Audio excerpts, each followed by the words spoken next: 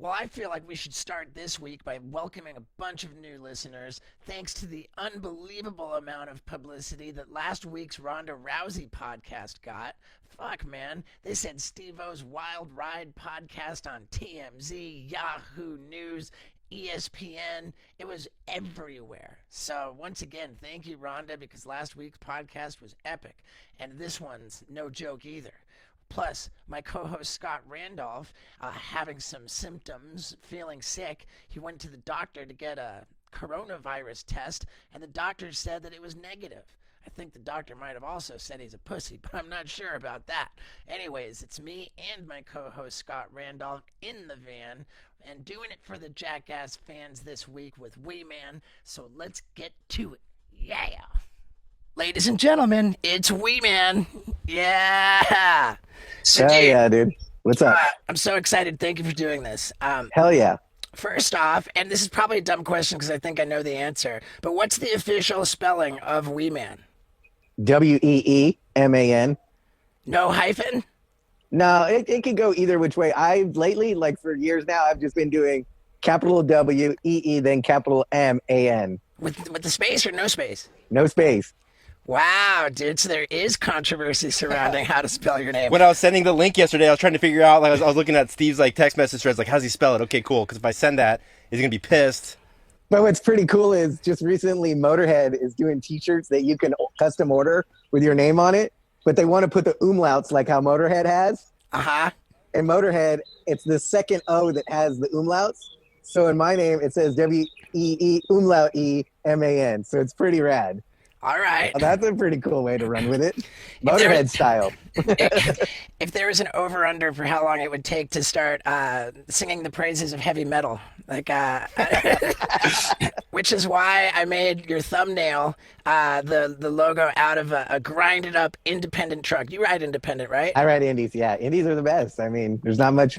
Every other truck after that, you know, just they want to be Indies. And we want to keep the layman in the loop, the trucks on the skateboard. And were you ever sponsored by independent trucks?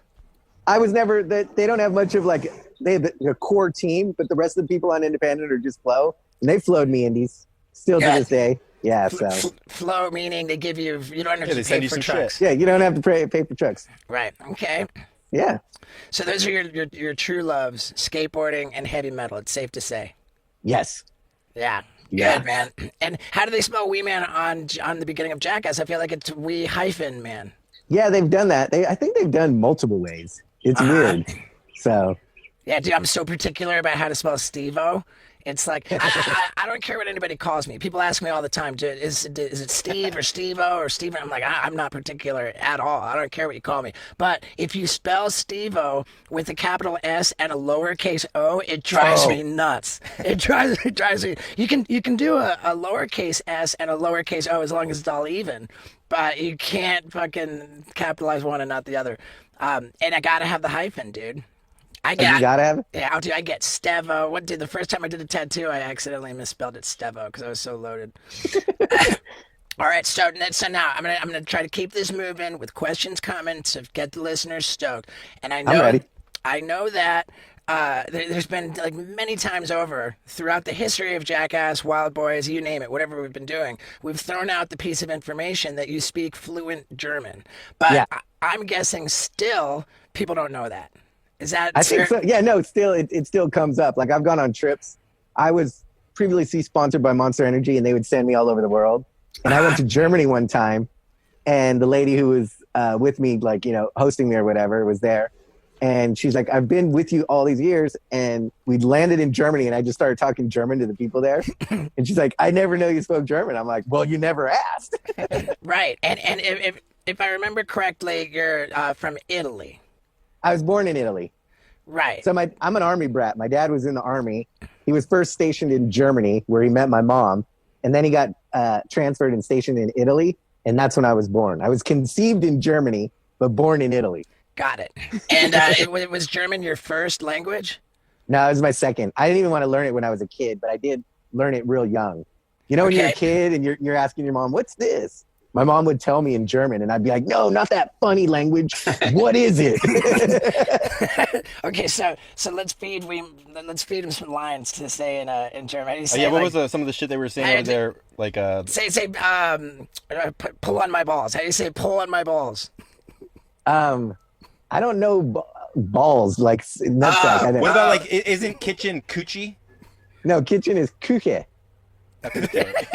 Yeah, kitchen is Küche or Küchen. Kitchen, like cooking is Küche and kitchen is Küchen. Okay. Say it like a sentence. Like give us something. Oh, heute mache ich ein. Here, okay. Heute mache ich ein Fleisch in die Küche. All right, that sounded pretty good. But I want to hear like some naughty shit, like and shit is Scheißen, right? Shit is Scheiße. And we've always made jokes about it's so crazy because we don't know you speak German like most people, but we can't say enough about German Scheißen movies. What's the story with German Scheißen movies? Because the Germans are like the naughtiest. They're like the ones that'll do the like shit on my face and stuff like that. That's where it's come from. That's why Scheiße movie came from that. So say shit on my face in German. Scheiße auf meinen Kopf. Can you say just touch it really quick? Yeah. Just touch it really quick. Just, like how do you say just when touch it. Just touch it. Yeah. Uno más, por favor. Just kiss it for a second. Okay. Touch it first. Well, kiss it for a second. It's like kiss it for ein Sekund. Okay, Kiss it good. is like yep. Okay, so people know, people are generally not aware that you speak German, but boy, does it seem evident that everybody fucking knows that you were living out of a van. Oh yeah. You know this is going to be good. But first, I've got to tell you about my balls and spill the beans on a very big secret. So, in this quarantine, nobody's going to see their barber. Everybody's growing out big-ass afros, myself included. But there is no reason why anybody should have a pubic afro, let alone shaggy balls. So I'm very grateful that this show this week is sponsored by Manscaped, who has us covered to make sure that our balls are nice and groomed without getting cut.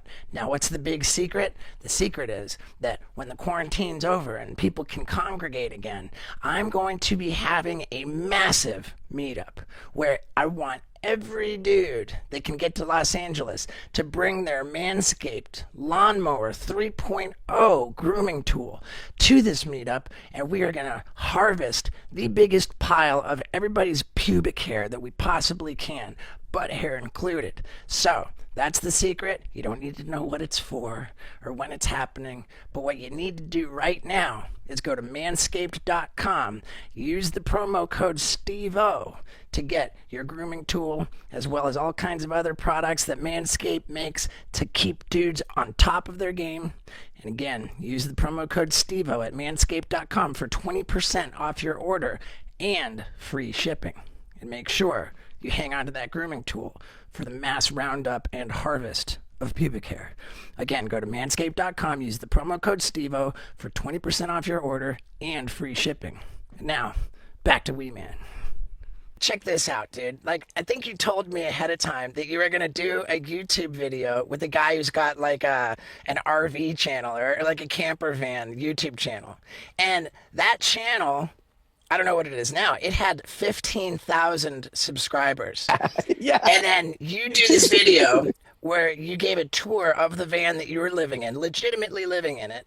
And it's like, it's almost 5 million views. Yes. And I've had people come up to me and be like, dude, Wee Man's living in a van. And then, especially because I had a van. So it's just like, how long were you living in the van? I lived in it for 1 year. I actually got 2 during the time period that I lived in it.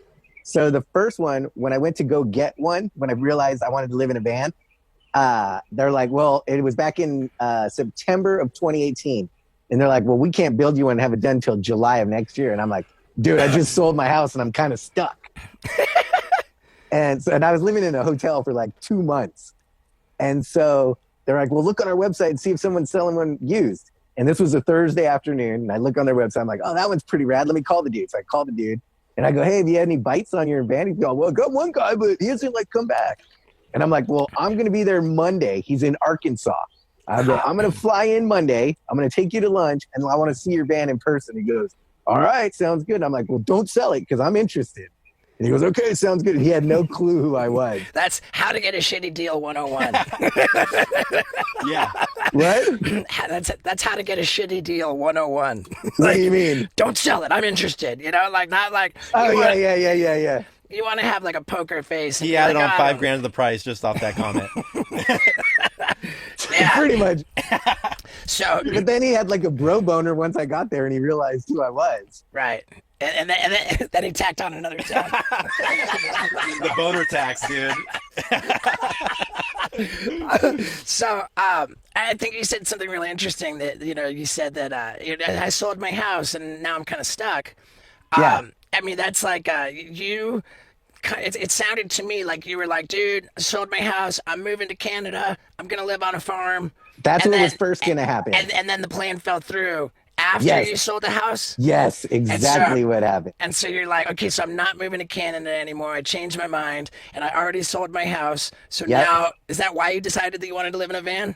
Yeah, because in 2018, the real estate market was kind of high, and I knew I didn't want to buy in LA again, and I wanted to do something bigger. So I was like, fuck, what am I going to do? So I just started researching vans, and I got stoked on the Mercedes Sprinter one. So I started checking them out.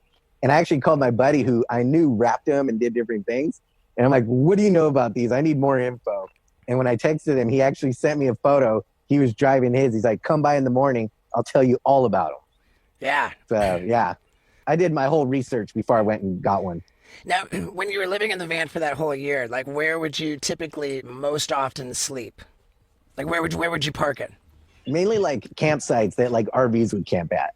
Uh-huh. Yeah, I was kind of sketched. I did quite a few times, like they would say Walmart parking lots. Sure. Yeah, and then like I did Flying J gas stations because in the morning you could go in and take a full shower and all that and get whatever you need. So I did those a few times. And then after a while, I kind of got tired of wondering where I was. I had a toilet in my van. Uh-huh. And I just hated taking a shit in it and then having to clean it out, It's so funny. I loved the luxury of having that, but I hated the cleaning part of it. With this one, we've got a toilet right here. We piss in it, but we don't shit in it. Yeah. It's a compromise. Yeah, no, I would do that all the time. Like I didn't care about that. Yeah. But every morning, you wake up every morning, you got to drop a deuce. I know you do. You're the most regular guy I know. You drink your coffee and then that makes you shit every time, every morning. That's not like you. You don't do that? No. I do that every morning. Well, I don't know you as well as I know him. Hey, did you ever have any crazy experiences like sleeping over at night? Some of these places in like the middle of America, like people knocking on your door, fucking, it was all pretty mellow. He was pretty stealth. Yeah, I was pretty stealth about it. He had like a plain black. Mm. Yeah, I wasn't like I didn't have the yeah dude logo on the side. I didn't pull up. Yeah, dude. Yeah, I mean, you didn't have your face on it. Man, it's fucking. That's so great. So I was pretty stealth. I was. Now, did you get the app on your phone called iOverlander, which is like GPS, and it just marks spots where you can get away with sleeping in your car overnight? No, never got that. Everybody kept telling me to get it, and then people kept. I heard all kinds of apps, and I was just like, most of the time I would just say fuck it and just go somewhere, and I'd kind of like figure out spots. But it was tough every morning trying to find a place. Like I'd be like, okay, I'd go to a coffee shop, get a coffee, and take a shit there, and then I'd kind of go from there, Right. Then I'd like figure out my day. I mean, dude, like as a guy who's had a van, first I had the little camper van, then I got this, big motorhome, which of course, for the people listening, we're in it right now. This is what I got. Ta-da! That was a pretty good reveal. Here, put the art back up. How do you even put it up? And stop knocking it down, Dick. Okay, so in any case, I had the camper van, and then I got this big motorhome for like podcasting and stuff. Dude, it's a gnarly move to actually commit to living in the van. Yeah. Like, I would never, I don't think, want to do that. You know what it did? It humbled me. I totally got humbled from it, knowing that I could still survive with a minimal amount of things and still get to do what I wanted to do. Like for the first while, I seriously was traveling and hitting different skate parks and I was loving that part of it.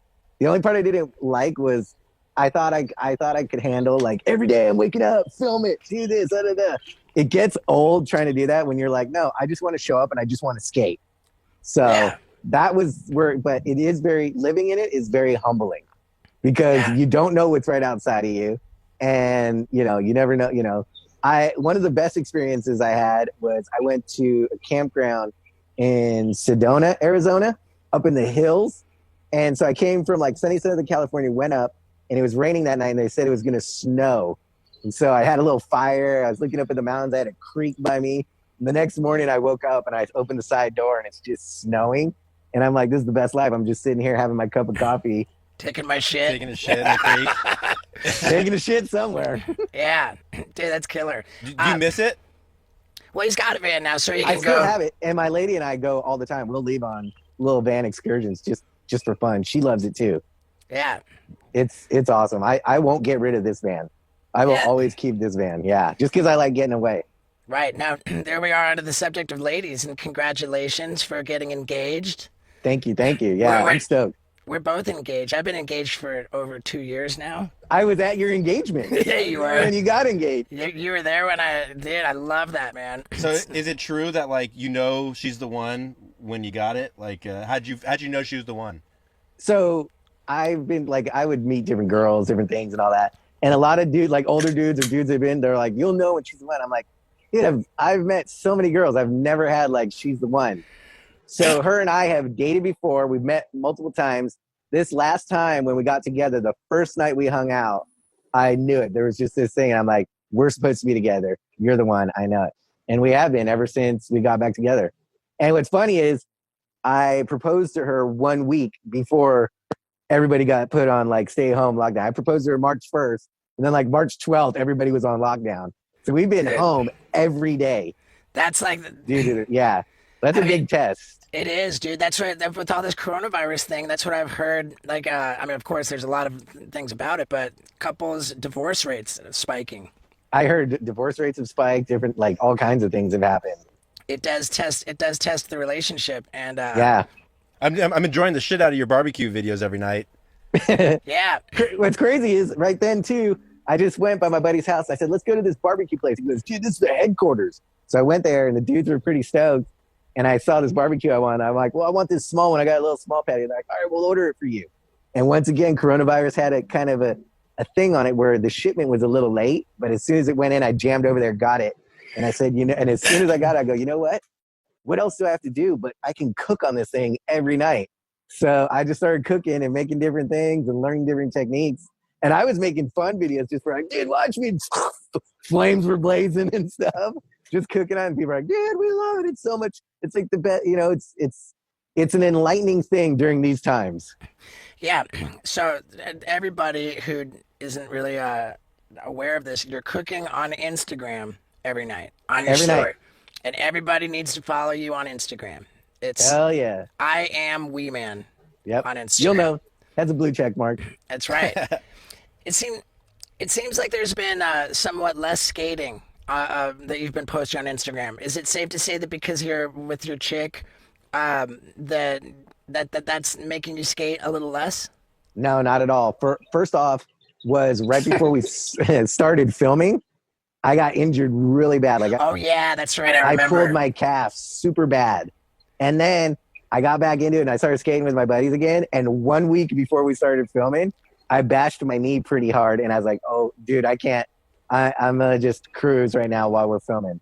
But then with this, I was gonna just start cruising around and skate spots. There's all kinds of skate spots by my house, but it was raining and different things, so I just started doing other things in the meantime. So it wasn't my lady. It hasn't been anything but my own time and my own. I wanted to make sure I was in the healthiest point for us to film. Good. I didn't want to show up to set with a broken leg and go, "Yeah, Jeff, I'm here." Right. He would have been bummed. I get it. Now, I just think it's so killer that you've skated so consistently, so passionately for so long. And I got to say too that you're aging fantastically well. Thank you. Yeah. The Jackass guys, we've all kept our hair. Like, what are the odds? What are the odds that yeah, like nobody's gone bald? Yeah. Right? Yeah. See, if we were one of these podcasts where they're bringing it up, I would say like bring up For sure. the percentage of men who go bald. But I really like Knoxville's post the other day where he's showing his gray. I was like, dude, he looks better. He looks great. Because it's how we should look right now. They say when you dye your hair or do everything, it's not where you're at with your body. Your body's color tones change with where you're at in life. So he's the sexiest he'll be right now. For sure. I mean, do you have a lot of grays? I got like a couple that just go through here. I don't know, but this is all natural. It's so funny when we used to say "oh natural." That meant humping a chick with no rubber. Yeah, I did Skinny it. dipping. Skinny dipping. Yeah, I want to get into that, but I feel like I can ask those later because I'm curious because. Well, yeah, I think we can get a little. Don't try this at home. bunch of times I went on tour. For years. For years. Yeah. Yeah. We've had a lot of history, man. It's really incredible. And I think that about Jackass, what's particularly cool and makes me grateful is that you look at all these rock bands that have been around forever and they just hate each other, you know, like they hate each other, but they keep touring and stuff. And like legitimately, I think that the chemistry and the magic between us with Jackass is like the same as it ever was. And that's it totally is. And I think cool. it's actually grown better throughout the years. Uh-huh. The chemistry has matured and gotten even better. Right. And it's crazy too because the movies for Jackass were so essentially few and far between, you know, like we did. Yep. There was 4 years off in between each of the first 3. And Yeah. then, Now it's 10. right. And you know, it's crazy how like everybody kind of went different ways. Some of the guys didn't do anything. And like what's so impressive about you is that you got like fully into like being an entrepreneur. Yeah. Like it's crazy. Like how much did Jackass 3D with the Wee Man's Chronic Tacos logo that they included in the film, how much did that launch your restaurant enterprise? It launched it huge. It was a big success. I hear about it still to this day because film's forever.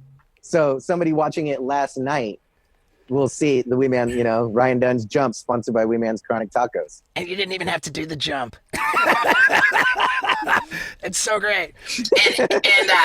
And so you had already gotten into that deal, right? And I was already in. I'd already been in 2 years deep once the movie hit. And it was just one restaurant that had your name. My name on it. Yep. Was that Newport? No, that was Redondo Beach. And We did it just for fun. And Knoxville would drive by it all the time when he used to go to Naomi's house. So he said when he first saw the sign go up, he sent me a picture and he goes, "What the hell's going on?" And I'm like, "Yeah, just doing what I do, bud." And was that the first Chronic Tacos? No. There was 28 at that time. Oh shit. Okay. So when you Here's what happened. So in 2008, the founder came to me and asked, "Hey, do you want to join Chronic Tacos? We're kind of either in the middle of going to sell the brand or maybe revamp it." And he goes, "I've seen you do some cool things. I think you could be a cool face for it." And I said, "Well, let's meet and, you know, discuss." So we met and then we had a great time. We hit it off. He's such a rad dude. His name's Randy. And he goes, "Dude, the one you open, let's call it Wee Man's Chronic Tacos." I'm like, all right. I wasn't even involved in making that decision. I just wanted to be part of the brand. And we did that. And then it spiraled from there. Right. What I wasn't clear on was why you had your name on one restaurant, but you actually have like some kind of involvement in owning all of them, right? You've got like a share of it? Yep. I'm 10% of the whole thing. Oh, shit. He gave us a number. That's pretty good. Dude, and now there's 50 restaurants. No, there's 62. Oh, shit. They added like 12 in the last few months. Are you guys killing it right now? Are you guys taking a huge hit with the Rona? Are you guys worried about it? We're taking a huge hit with the Rona. I can admit that we're taking a hit with this, but we're doing like everybody else is, curbside pickup and deliveries. Right. So, you know how you guys would do a lot better? It would be doing some hot sauce for your butthole inside of each store. I mean, if you can make some decisions, let's fucking talk about it. I mean, how many different styles of your own hot sauce do you have? we have 2 or 3 different styles. I mean, you could add You hot could. sauce for your butthole. Yes, 10%. And it's so funny too that I think it was Preston. He like when your restaurant business really took off. He said, "Yeah, we got a new name for Wee Man. He's Rich Little." Yeah, it's great, man. It's great. Congrats on that too, man. Thank you. To just set yourself up. I feel like it's shocking. Nobody would ever believe like that actually like the Jackass guys have like reasonably high IQs, you know, for the most part. Yeah. For the most part. But yeah, you've always made pretty good decisions, I think, like with money, with business, you know, like, and you've always Timing been of the housing market. yeah. Fuck, dude. Oh my god, dude, with the house, dude. Yeah. Dude, You should be your financial advisor, dude. I know, dude. I've been awful. No, what's funny is I've actually been reading finance books lately too. I believe it. Yeah. And I've got some pretty good advice and big changes that once this whole thing kind of goes through, there's going to be some big changes to happen. And I want to pass the word on to especially like my bros. Good, Yes. man. Well, I trust you. So. Another thing is that you said you're an army brat, and so you've got a lot of love for the military because I always hear about how you travel all over to do these USO Yeah. USO appearances. Yeah. How many times have you flown like overseas to do USO stuff? I can't even count anymore. I know it's been over 10 or 15. We did it for 7 years straight. And then Always for free. yeah. Yeah. And then I've gone around the world clockwise on 2 different trips in 1 week, in 8 days. We'd start in LA, fly to New York to then like Italy then to like Germany to like Afghanistan.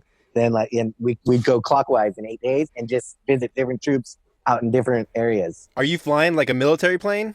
Yeah, we've flown a couple of times on Air Force Two, the vice president's plane. Jesus. So we've flown on that twice. And then we'll fly on, then we've flown on C-17s, the big ones that carry tanks and stuff, and all kinds of different aircraft. What's the vice president's plane like? Oh, that thing is tits. Just think of a private jet, but 747 size. Yeah. I mean, if it's Air Force 2, you would imagine it's probably the same fucking thing as Air Force 1, right? Yeah, exactly. Yep. So how many of these USO trips did you go into just full on war zones? I've been in 3, I believe. I went to Afghanistan and Iraq during the Iraq-Afghanistan wars. We landed in Afghanistan, and they told us if we tell you hit the deck. And we're like, all right. And we're just listening 30 minutes in. It's like, hit the deck. Oh my god. Oh, shit. Yeah. So we didn't even spend the night there. We only stayed for like 2 hours. And when we took back off, we had 2 F-18s flying with us, ready to shoot anybody down like if stuff happened. Holy fuck. So crazy. We would go with a 4-star general who would take us on these trips. Man. So, and then the scariest thing ever that I've ever been in, we were in Afghanistan and we were going to fly to Qatar. And we were in the rain. It was morning rain. We were getting in the helicopter in the rain, and we took off. 4 military helicopters take off. We're 10 minutes into the flight, and we look out the window and we see, shoo, shoo. And we're like, oh, fuck, we just got shot at. And the pilot gets on, yeah, we're going to have to turn around due to weather. We're turning around because we just got shot at. Due to weather, yeah, it's raining missiles. Holy fuck. That's gnarly, dude. Yeah, no, it was one of the scariest things I've been like to be actually shot at. You're like, okay, this is gnarly.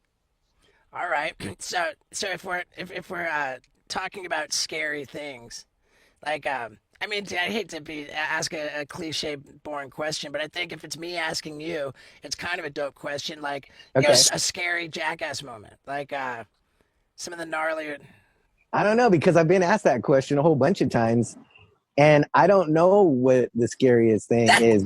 Right. Because we've been around with wildboyz and stuff too. We've been around anaconda snakes on us. You and I have laid with tigers. I've jumped off bridges tied to Preston, you know, so there's this thing where it's, I think I'm more of an adrenaline junkie than a fear junkie.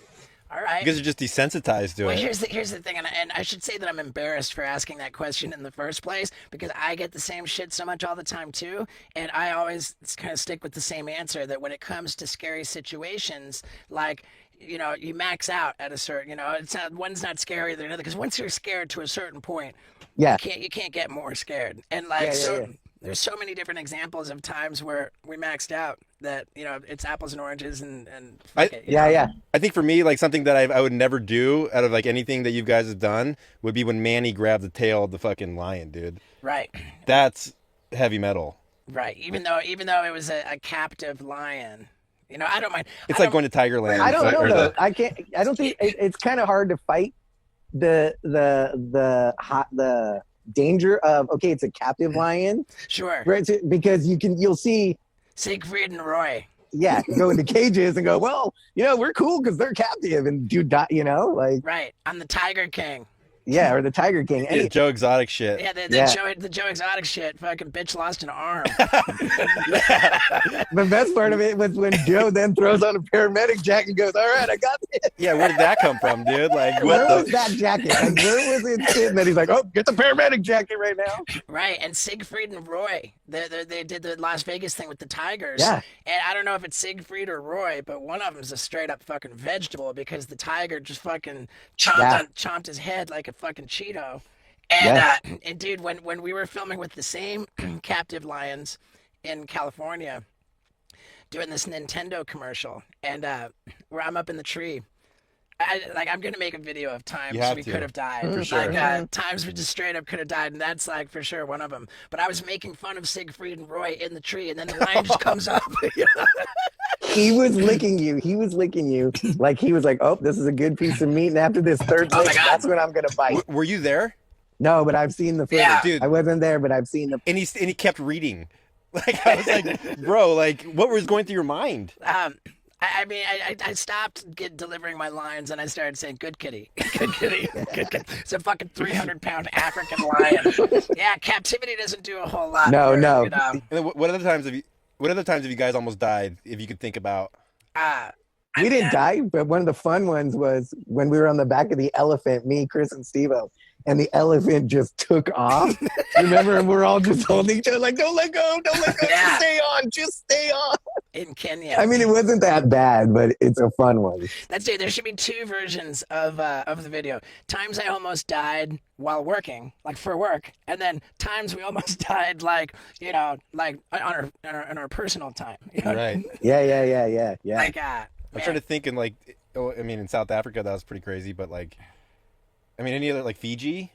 Swimming with sharks wasn't that bad. Yeah, I don't know why like bull sharks in different parts of the world aren't as crazy, but enough of all that. Now, on the before we started recording, I brought this up, like with the political correctness, this whole culture of not being really sensitive and really careful, and like it always felt weird to me, like in Jackass, and I'm pretty sure that it was included in like the final cuts of movies, episodes, right? If I'm not mistaken, where they're throwing around the word midget, and like, Here's a funny one. It's the word has never bothered me because I've gone back to the day. Like I think people have always asked me, have you been bullied or whatever or anything when you were younger? And I'm like, no.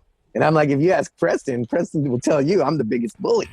So words have never hurt me like that. I'll even say midget. But what's a funny thing to me was in Jackass 3, when we did the big hand, for me to bring Bam towards me, he was walking in the office and he had his breakfast burrito and he was walking in and I was doing the foosball.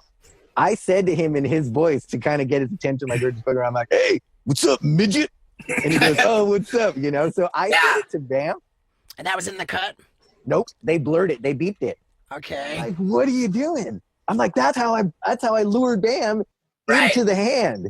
And they're like, no, Paramount said, no, can't use the midget word, whatever. Right. And I'm like, I'm the one saying it. You know what I mean? Right. Realistically, I think that I could argue, and I really do believe that what's more offensive is the actual politically correct term, little person. because I think that is inherently belittling. You know, to say No, I little get person. You know, I've always said I don't give a fuck how tall Wee Man is. There's nothing little about. He's fucking epic. You know, like Yeah. No, So- I get it on that. But here's another way that I took it too, and that I think the general population sees it. I did Kevin and Bean one time too, and like, hey, are you cool with midget or whatever? And I'm like, yeah, what? I'm like, you're a midget, dude, whatever, you know. So they had two little people on, and they got very offended by that word. That Kevin and Bean just kept saying it to get under their skin. And it's, you know, it's like, well, if you let it get to you, it's gonna get to you. If you don't let it get to you, just go. Dude, when I was doing cocaine with Mike Tyson locked up in a bathroom for like hours on end, he said one of the most insightful things ever. He said, the definition of the N word is anybody who uses the N word. Yeah. Pretty funny. For a coked up Mike Tyson, dude, that was pretty deep. Yeah. One of the best things I've loved about Tyson, and I mean, everything. everything, of course. But one of the best thing is that he comes out real low and then went real high. So he came out with just a towel on, you know, a one note as his music, didn't have the stool, and then he would just knock fools out. Yeah. And Jerry said he hates when comedians, they're just comedians, would come out and do like a fireworks show, you know, flying tigers and stuff, and then the comedian comes out. He's like, no, you got to come in low and then go high. Right. Yeah, I was always with my tour, for stand-up. I didn't want to come out to like some like big epic entrance song because then I'm going to stand there and talk. I would want it to be like kind of goofy. Christopher Cross. Yeah. Oh, dude, that's one of my favorite Jackass things where I forget what it was for, but they were going to hit you, I think, with a fish. And it's really hard to stand there and get, it was for the super slow-mo camera. Yeah, we did it for the intro. Right. That was your intro shot? Okay, for the opening scene. And like, and especially at like 1,500 frames per second, like you can catch any little movement.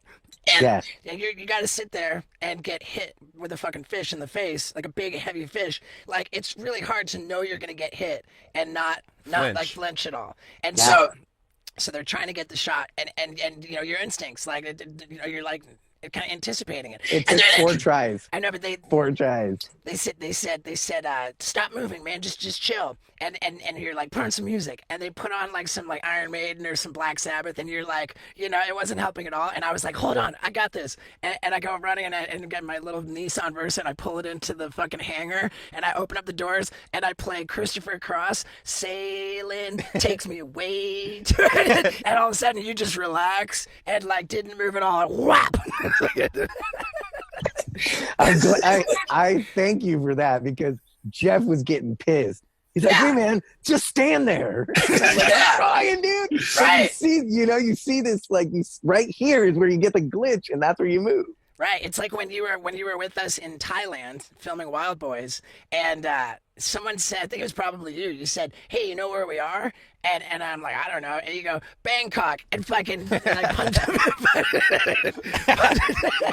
And it was like the greatest nut shot, but somehow like they didn't get it right on camera. I know. So then it was like, oh, we got to reshoot it. But now all of a sudden we know that we're gonna get hit in the nuts, and it doesn't fucking work that way, dude. Yeah, it doesn't. Did you guys ever get like fucking epic footage that you never got on camera, and it's just like, dude, if I only fucking had that on camera? Is there any like thing that you? I think there's I have a lot of skate stuff like that where we never had the cameras around or rolled, and I'm like, damn. Yeah, my worst injury ever. Oh yeah. Well, which one it was was that? like I fell away, broke my skull, falling off of throwing myself off a balcony at a kick. Oh yeah. Yeah, that's not on camera. That's a pisser. Damn. But whatever. Yeah. Damn. Whatever.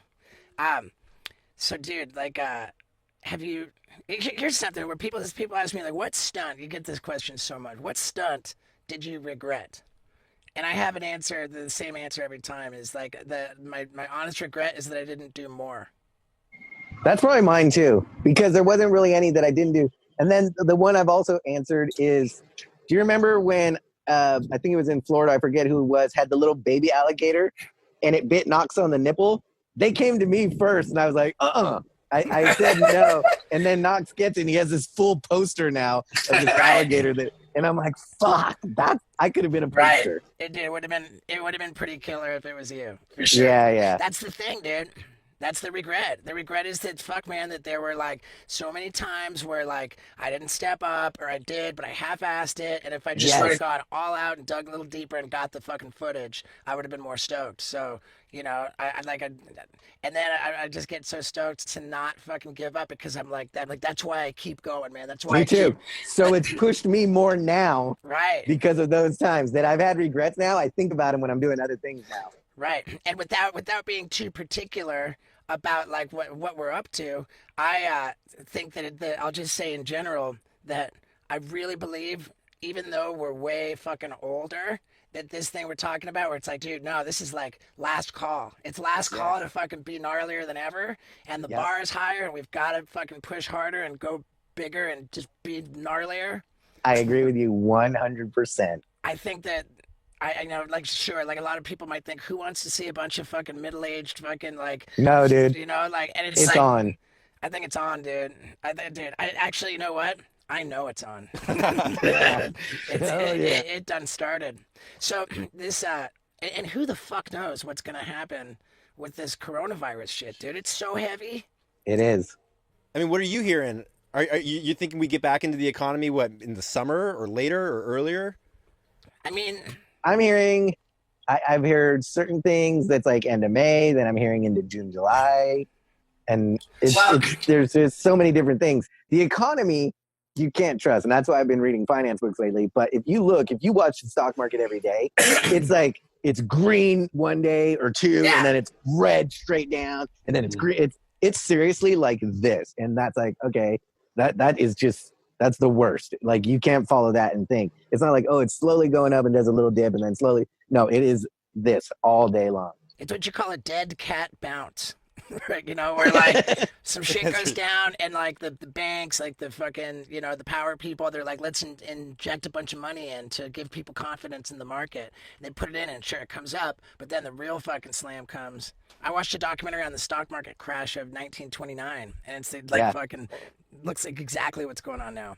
Yeah, dude, it's so heavy. Like this morning, and I know, like, I look like the analytics on the fucking podcast, and I noticed that when I was talking to Ronda Rousey, and I said something about, I think that this could be like a not only like a Great Depression, but a greater depression. I think that was the point where like a lot of people were like, fuck that, I'm out. Shut up. Yeah, you just saw the drop. So yeah, I think the audience dropped the fuck off, and like I think we're deep enough in it now that like who cares? But you know, I was on a podcast. No, I was on a radio station this morning. I just like have buddies at this radio station in St. Louis, and they're like, so, you know, what's up? Like, you're gonna be on tour? And I was like, dude, tour, like society as we know it is like on the, like, is maybe never going to be the same, because as far as touring goes, there's two components. Like, it's the question of, after this coronavirus deal, how soon are people going to be comfortable to be packed into a room in large numbers in small spaces? And like, that's a variable. And even if hypothetically everybody's totally cool with it, like, after all of this economic shutdown, like, how soon can you expect people to have expendable income to go out for like an expensive night at the theater? You know? Yeah. That's like an extra thing. First, they got to get back and make sure. Whoa, this is the first spam risk call I've got this whole coronavirus. No, this whole coronavirus. Did you ever notice? What is that? Spam risk calls went down. That was a spam risk call. How about that? Yeah. All right. I haven't received one in a long time, but that was the first one during. They heard us talking about the fucking economy crashing, dude. We're back at work. Right. No, I mean, dude, movie theaters are shutting down. Like, I think AMC's going bankrupt. Like, dude, who's gonna want to go to the movies? It's gonna be, dude. It's fucking heavy, dude. That whole plan that you had to move to Canada, you might want to fire it back up, dude. No, but it's up there too. It's up there also. Like, it's all over. Sure. And Canada's particularly fucked because the price of oil is down to like $20 a barrel or something. It's like insane. Like, and Canada's whole economy is that. But I don't know that people are too interested. All right, what questions do you got? I just had, I was just thinking about it, and I knew that you came from Italy and Germany over to the South Bay, and then you started working as a subscription guy. Another spam call. Is that what that? That was a real call. That's weird. Okay. And just like, you started selling subscriptions over at Big Brother. Yeah. That's what you, and then did you guys know each other? And just so people know, Big Brother is the skateboard magazine, which served as the genesis for Jackass. So what happened was, I was already like in Big Brother. I was already in the magazine. Rick Cossack already done a photo shoot. I've already did an interview with Sean Cliver and been in the magazine. But when I first moved out of my house and the first place I lived with Cossack. Oh, okay. Cossack was like, well, you got to get a job. You just can't just skate. And so then I went and worked at Big Brother. So What does a subscription guy do? You go and get like people to subscribe? No. I get all the stacks of magazines and I'm just shoving them in envelopes and putting the people's addresses that were subscribed to them and then mailing them off. Dude, so like, now Big Brother magazine started as this like crazy escape thing, and then like the guy who started it sold it to Larry Flint. So Larry Flint being like the founder of Hustler magazine, like the world's most. But that's when Jackass started too. Well, sort of. The first issue of Big Brother magazine, which I was in, was the first issue which was published by Larry Flint, and that came out when I was in clown college in '97. So that was the one I was on the cover of, because they changed it and they sent, when it went to Larry Flint and Larry Flint got it, they sent off the Big Brother subscriptions to some dude who had porn mag. Right, that's what I was gonna say. It was Taboo magazine, which was like, yeah, Taboo magazine was like the most risque, like the most edgy, like the taboo means like not okay. Dude, my mom. So everybody who subscribed to Big Brother got a copy of Taboo magazine, which is just like fucked up porn. And the Taboo guy got skateboard magazines. Yes. That's so then funny. it made it to Jay Leno, and that issue was the one I had my pro spotlight in, and I was on the cover doing the Oompa Loompa skating that we filmed for to do Jackass. Oh shit, dude! I was gonna say, was it? But were you the one stuffing taboos in No, the? For sure. Well, I was gonna say, like, my brother was working at Big Brother, and he'd bring home all the taboos and keep them in my room. Yeah, his brother was Steve the intern, Yeah, the one who fought Chuck Liddell. and so my mom walked into my room, and I was like 14 or 15, and there's just stacks of taboo, and she was like, "What the fuck are you doing, dude?" Yeah. He's a sex addict. Thanks, dude. You gotta let it out sometimes. Yeah, I know, dude. dude. So am I. What's the most times you've cummed in one day, wee man, for the audience? 7. Nice. It's pretty good. Yeah. I didn't count, but I wouldn't be surprised if I got 7. I was on a Yeah. tear when I was 12. When I was 12, I figured it out, and I meant business. I'm always interested in that because like highly successful people are like highly sex driven, so it's like I'm always curious about that. And when I was like I had a cocaine buddy vendors. who did 11 one time when we were kids, and then we Passed out. looked it up, and we found out that like the more you do, like the higher the number, the crazier you are. Oh. So yep. Crazy is not necessarily a bad thing. No, it's not. It's not at all. Hey, so It's just a term. So what are we promoting? I think the people who are still listening at this point, deep in a podcast, are, and by the way, thank you to all of you people who are still listening. They're like the diehards, man. These are the people who are like, yo, They don't want to miss a thing. whether like Steve-O's my guy, Wee Man's my guy, you know, like they're on our team, they support, and we love them. And what is it that we want to promote, like for you? I don't have nothing to promote. I dropped all my skate sponsors. You know, I just, you know, I promote things now that I love. Go eat at Chronic Tacos. Chronic Tacos. Order Yeah. to go. Order it to go. Yeah. Follow Wee Man on Instagram. Actually, Follow me. whether you're listening on audio or on YouTube and watching it, take a screenshot of your phone or take a photo of your computer and tag Wee Man in it and tell him how much you fucking loved the podcast and confirm that you're following Wee Man on Instagram. And tell them to add some hot sauce for your butthole to Chronic Tacos. Yeah. Right. And Hell yeah. and so like I know that you're big into the military, but what kind of like causes, charity kind of stuff like are you particularly passionate about? I'm passionate about, like, for Chronic, we do No Kid Hungry. So it's all the kids. Yeah, we donate to that. So it's like food banks and different things Dude. for kids that, yeah, especially like in now times and stuff. Right now, dude, the food, people are literally like thousands of cars. Like, if they can't even make it a line, it's got to be a. Yeah. Oh my god! Yeah. So fucking. I want to figure out a way to help get behind some food bank stuff. That's the best one. Exactly. For the kids. Yeah. So, Oh, because man. it's not, you know, it's not their fault that, you know, the economy's like this and all that and stuff. Sure. Right. Yep. But Well, I don't know how long we've been going, but This is 59 minutes and 13 seconds. that is like gold. I think that's probably a good length, man. I don't know. Yeah. I want to say too, thank you for so much, dude. Like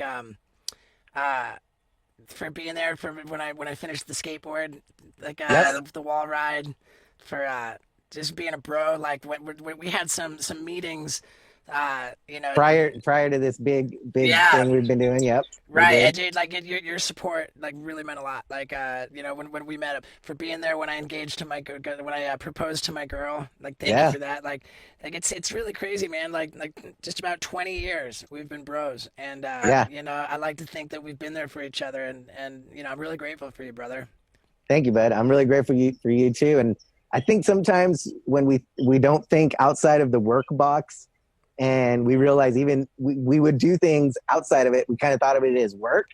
I think we forget that how much we've been bros and been doing throughout these years. Yeah, So, for sure. Thanks for being my bro too, bud. Yeah, dude. And we were also talking before we started this whole thing that you're interested in firing up like a podcast of your own, which I'm totally supportive of.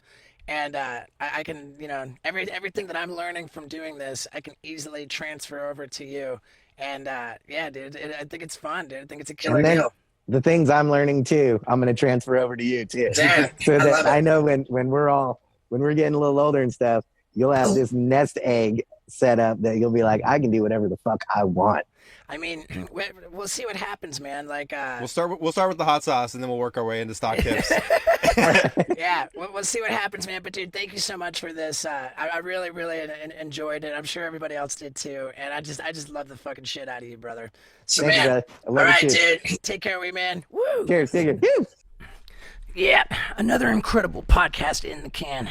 And like I said during the podcast, please screenshot that shit, tag Wee Man and myself on Instagram. And I love that we're doing that every week. Sorry, I'm working out. It's like you guys are the street team, just promoting it to everybody to listen to the podcast, check it out on YouTube. Super grateful for that. And I mean, shit, I don't know what else to say. It's a lot of fun. I think we are going to actually go every other week, though, now. But every week something's going up. We'll see what it is, and I love you guys. Thanks. Yeah. Hey, everybody, and welcome to a very special Wild Ride with Steveo. I think I've mentioned this before on the podcast, but gosh darn, does my signature look exactly like a wiener shooting stuff out. And I say that because every single copy of my book, which I sell at steveo.com, is personally autographed. And it's filled with crazy stories like you are about to hear right now from me and somebody who's been my hero since we were both 14 years old. So let's get into it. Ladies and gentlemen, Danny Way. Yeah, dude. Let me introduce to you my co-host, Scott Randolph. What's up, brother? And What's up, for Scott? you, coming from off camera, we have Paul Brisske. Hello. Yeah, Oh, dude. how you doing? I'm good, man. Yeah, dude, this is a big deal right here, man. For anybody who doesn't know Danny Way, man, you've been my hero since I was a little kid, dude. And I mean, when I say little kid, we're both pretty much exactly the same age, right? What's your birthday? April 15th, 74. And I'm June 13th, 74. So you're less than 2 months older than me. And when I first found out about you, I would have been 14, watching this epic skateboarding video called Public Domain. And, dude, I mean, I saw it I went to high school in England, so we got everything later, you know, like, I'm guessing Sure. that you probably had filmed that, you know, considerably before. But it was just crazy to have this kid who was the same age as me and, like, just blasting onto the skateboard scene with Powell Peralta, which was the skateboard company that Tony Hawk rode for. Steve Caballero, the Bones Brigade, was like the only game in town. And then It was a big deal, dude, when we were kids. Yeah. a really big deal. And Yeah. living in England too, I went to the American school in London, and I think somebody like pulled a prank on me. They're like, dude, like one of the new students next year is going to be Danny Way. Oh, no way. That's so funny. Yeah, and I was like, what? Oh my God. When I was younger, it's like, you know, I would travel to different contests, whatever, but I always connected with the kids my age. I think they related to me the most. So like you said, like, whatever. I had like a coalition of little kids that I bonded with everywhere that were kind of, like fans of the fact that I was the same age and doing this, and making it happen. It was pretty rad. For sure, rad. Yeah, it's cool. You were like a child star, but in this really rad way, not like for being an actor or a singer, but for being a badass skateboarder. And skateboarding was still pretty underground in that era. So Right. Yeah. Skateboarding was super underground in that era. Who scouted you for that video? How do you get into a video like that for your first one? Dude, it all happened so fast, but I was, I was skating for Vision skateboards, Vision streetwear, and I wasn't too stoked on the program. And they left me in Las Vegas at like 13 years old at a contest for real. Like I flew out there, they were supposed to drive me back, and then the contest ended and they disappeared. And like I'm sitting in Vegas with no money, no cell phones back then, and I'm literally stranded. And by the grace of God, this guy comes along. He's like, dude, I see you need help. And, I got your back. And I'm like, yeah, what's your name? And he's like, my name's Mike Ternansky. And this dude flew me home from Vegas that I just met. Didn't know at that time he was going to become this very important person in my life. But he got me home. So that point, my mom was a little pissed off about it, whatever. Like, crazy to be that young and end up in a situation like that. But when I was growing up, I had, I was kind of an independent little kid. My mom gave me that kind of freedom, trusting I, would do the right thing or get home with, get involved with the right people where I wouldn't be left in a place like, that far away in Vegas. But anyways, I had the opportunity because 8th Street Skateboards was starting up right around this time. And I was hanging out at Tony Hawk's house quite a bit, skating his new skate compound that he had built out in Fallbrook. And I lived kind of right by Tony. So I just, Bucky was hanging out there, Bucky Lasik. And I started to see this vision like, wow, like maybe I should leave Vision and ride for Powell. But then Mike Ternansky, he flew me home from Las Vegas free of charge, just looking out for me, starts listening to me going, hey, we're starting this new project. And Matt Hensley was my friend I grew up with, and he skated for Vision skateboards with me, and he left Vision, jumped on 8th Street, this new startup company. Right. Yeah, let me jump in here. I know people hate it when I do this, but to put it into perspective, Powell Peralta was the company that Danny was amateur for, and Tony Hawk rode for them. Like all the biggest names, it was the biggest game in town. And then Danny Way, like 13 years old, like all of a sudden decides, I'm gonna leave Powell Peralta. I'm gonna quit. Like the whole world is looking at this like, are you fucking crazy, Danny? You're gonna quit Powell Peralta? He says, yep, I'm gonna quit Powell Peralta. I'm gonna go ride for this company that nobody's ever even heard of before. Hasn't even been launched probably. It's called H Street. They're like, H Street? Like what even is it? And why the fuck would you do that? And then sure enough, it ended up, it seemed like the most reckless move that like career-wise that Danny could have made. It ended up being like the smartest decision ever because at that time, H Street just took over. It was this. It was, yeah. There was like, I had the chance to get on H Street before I got on Powell because Mike planted those seeds. And when we flew home from Vegas on that flight, he was like, hey, I'm launching this new project with Tony Magnuson. We got Brian Lottie, Mike Carroll, and he was like pitching it. And he was like, we're talking to Matt Hensley. And I'm like, well, okay, those are my friends. I'd love to be on that program, but the Bones Brigade, dude, you can't nobody's going to shake that vision. So I had that opportunity and, I jumped on Powell because the opportunity opened up for me and I chose to ride for Powell over 8th Street. But about a year into it, and believe me, dude, I was so blown away that I even ended up on the Bones Brigade. That video part you're talking about, the public domain video part, like Stacy Peralta showed up and filmed me that day with his own camera, on he's film the guy that too, produced, huh? On real film, like he pulled up and filmed Bucky and I that day. And it was like, Wow. I remember after the session, I'm like, I didn't even know if I was on Pal yet. Like I went up there kind of like in this transitional period with nobody yet telling me you're on the team or not. So I shoot the video, we skate all day. And then I asked Stacy Peralta afterwards, I'm like, so am I getting on the team? He's like, what do you mean? You're already on, dude. And I'm like, whoa, I've been stressing this whole time. Like, did I skate well enough? Did I pull this off? So it was the biggest dream come true. But after, a year of it, like, if you look at the pecking order of people that were in line to, and I understand, like they have some, some celebrity pros on the team and a lot of good young kids in the lineup to go, start moving up. So like it just wasn't happening, I guess, fast enough where I knew I could, I knew where I was at with my skateboarding and I knew I could take it to another level if somebody got behind me and pushed it further. And so after a little while, I wasn't getting the things I needed to go to the next level. And Mike came, like there was a contest in Houston, Texas. That was your first pro contest?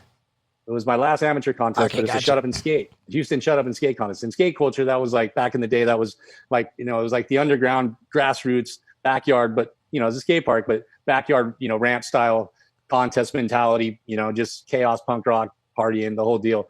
but the you know, it was also the one you wanted to win because it had the most street cred. So as an amateur, showing up at that contest was everything to me. And I knew that was the contest I needed to win to really put myself on the map to turn pro. Right. And Back then then, in the first 8th Street video, Shackle Me Not, they showed you winning that contest. yeah. And that was the day I started riding an 8th Street board, because the story goes, I got so desperate to go to that contest in the Bones Brigade. Pal was like, we're going to send you. And the last second they go, no, we're boycotting the contest. And I'm like, boycotting? What the fuck does that mean? You're boycotting it? What are you boycotting? I'm going to get to this Texas contest. I got to win it. You know, I got to try and win this thing. Yeah. And they're like, sorry, we're not going. And I'm just like, dude, Hensley, everybody's getting ready to get on their flight. Ortega, all my friends I grew up with ride for 8th Street now, my hometown friends. So I'm like feeling left out of my skate bubble. Like, these are the friends I skate with every day. Now they're on a program. They're doing everything I want to be doing. So I started to get like pretty jealous, and, you know, it started eating me up. So I called Mike up and I'm like, hey, you know, I know you flew me home from the one event. You didn't ask for anything in return. I appreciate that. But dude, I need help getting to this Houston contest. Like, whatever, dude, front me, like, let me, I'm like so desperate, dude. Can you help me get to Texas? And he's like, yeah, we can make it happen, but only if you ride for us, dude. This was featured in the very first 8th Street video, which was called Shackle Me Not. Okay. When I saw Shackle Me Not, like, my head exploded. Okay. And this was right at the time when I got my first video camera, which I stole from my dad's closet. And I made my very first skateboarding video, which was called I Hate Rain. But what's important about this is that I Hate Rain was the first video made by Team H Road. What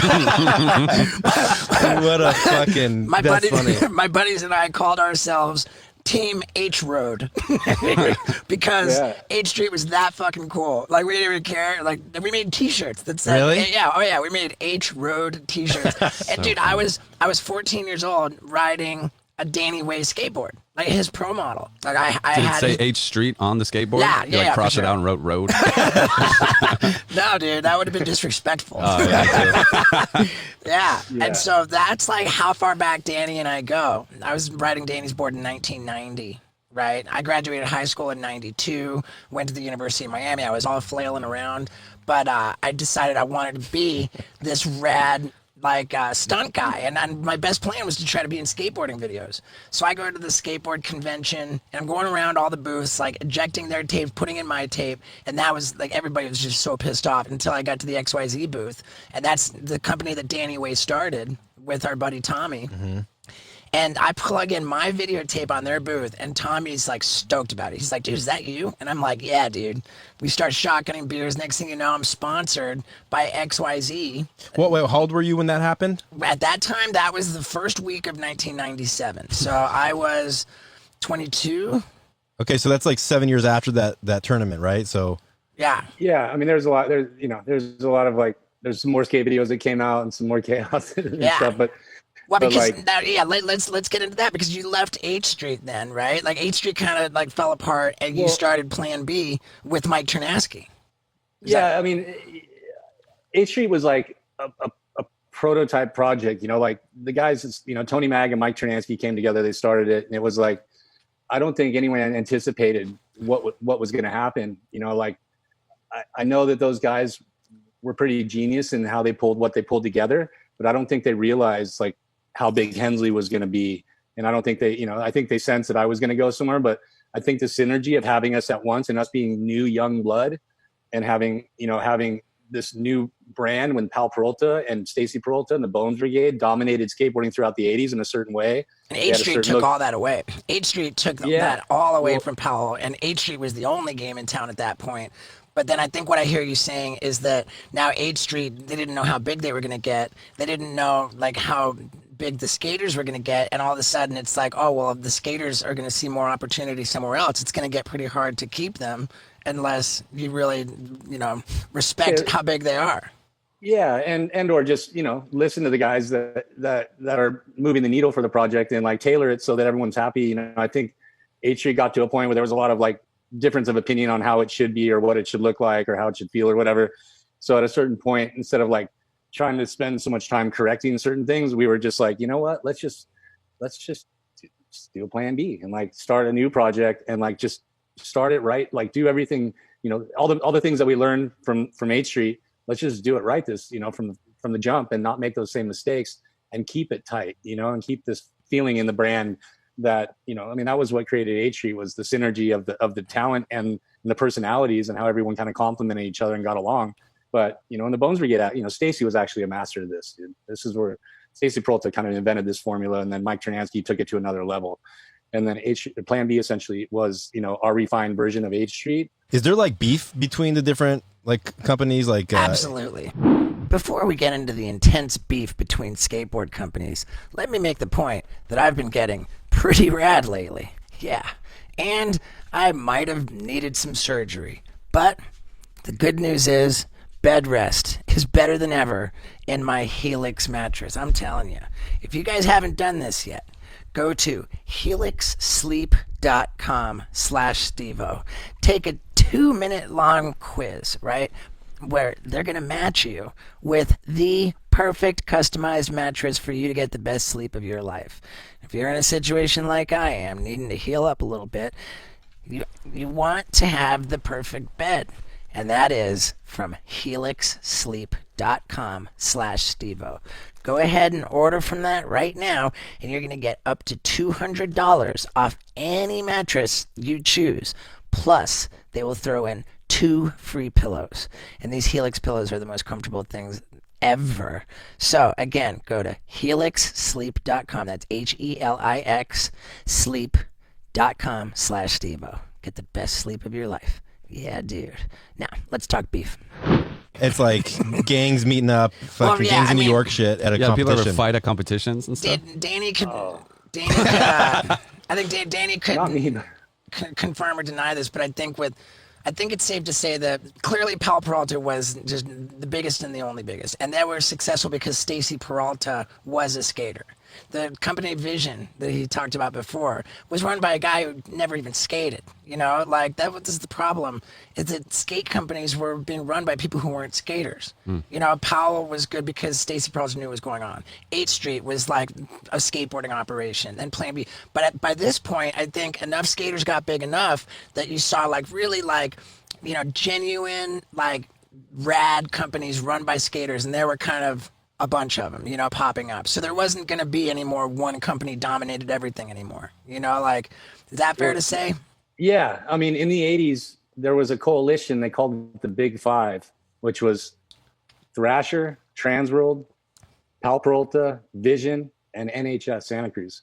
And those guys had it was like the UN, and they would come together and go, okay, well, how do we cock block all these young new startup companies and monetize the retail level or the distribution model and globally dominate skateboarding? Us as the group, we'll dominate as a team. So there was those guys kind of butted heads here and there, but we can't forget about our good buddy Steve Rocco. I was going to say then came Rocco. So I was going to bring in Rocco. So Rocco was also moving the needle at the same time as H Street, but Rocco came in with a more rebellious mentality. Right? He was more like he didn't mind anyone trying to ruffle his feathers, because it just gave him good reason to do some funny stuff back. And in return, he won because it just drawed more attention to World Industries and to Santa Monica Airlines, or all the brands that he created. Can you explain who Rocco is? Yeah, we talked about this with Ryan Scheckler on this show, about how skateboarding, all the money that came into the skateboard industry was sort of contingent on mom approving the purchase of the product. So the skateboard videos up to that point were kind of catered to mom's approval. Like they didn't show brutal slams. Everything was just kind of made to be cute and like okay for mom. And then 8th Street came along and they were like, no, we're all about the skateboarding. But then Rocco came along and he was like, you know what? Skateboarding is fucking criminal. We're out here breaking, we've got this attitude and fuck it, So Rocco wasn't trying to kiss mom's ass anymore, period. He's like, I'm gonna actually bum out mom. We're gonna express skateboarding as what it is. We're gonna take pride in how fucked up it is, how brutal the slams are. We're gonna have little kids fucking vomiting all over the place. I mean, his mentality was the more he could make the parents hate what he was doing, the more the kids would want it.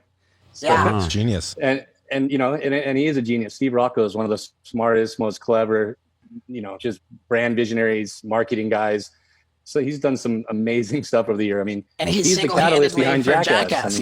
I was going to tie it together, but the guy that was moving the needle with Mike Ternansky and Steve Rocco came in and he started Plan B with us. We started Plan B. So Mike Rocco and I were kind of driving this, this initiative to create, because, I left 8th Street to skate for Blind.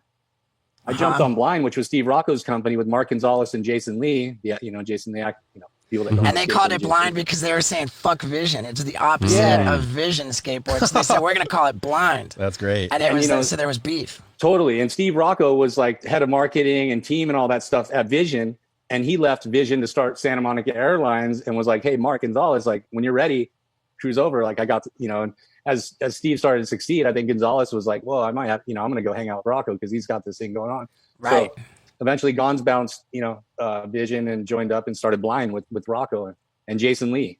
Right. And I eventually ended up on Blind because that was a contrived move because Mike Tronansky was like, hey, Danny's going to quit 8th Street because he's not stoked on what we're doing. And Mike kept saying, I'm butting heads with Tony on some things. I don't know the whole story behind it, but supposedly they weren't seeing eye to eye. So Mike was like, let's just meet with Rocco and like, let's figure out how we can do something with him. But Mike realized it was going to take a little while to make all this happen. So he's like, I don't want to lose you. So go ride for Rocco for a little bit. We'll figure this out. And then we'll just make it happen when the time's right. But at least you'll still be in the mix, Right. So I jumped on Blind for a while. And then eventually we got the whole Plan B thing going. And Rocco was a big part of Plan B.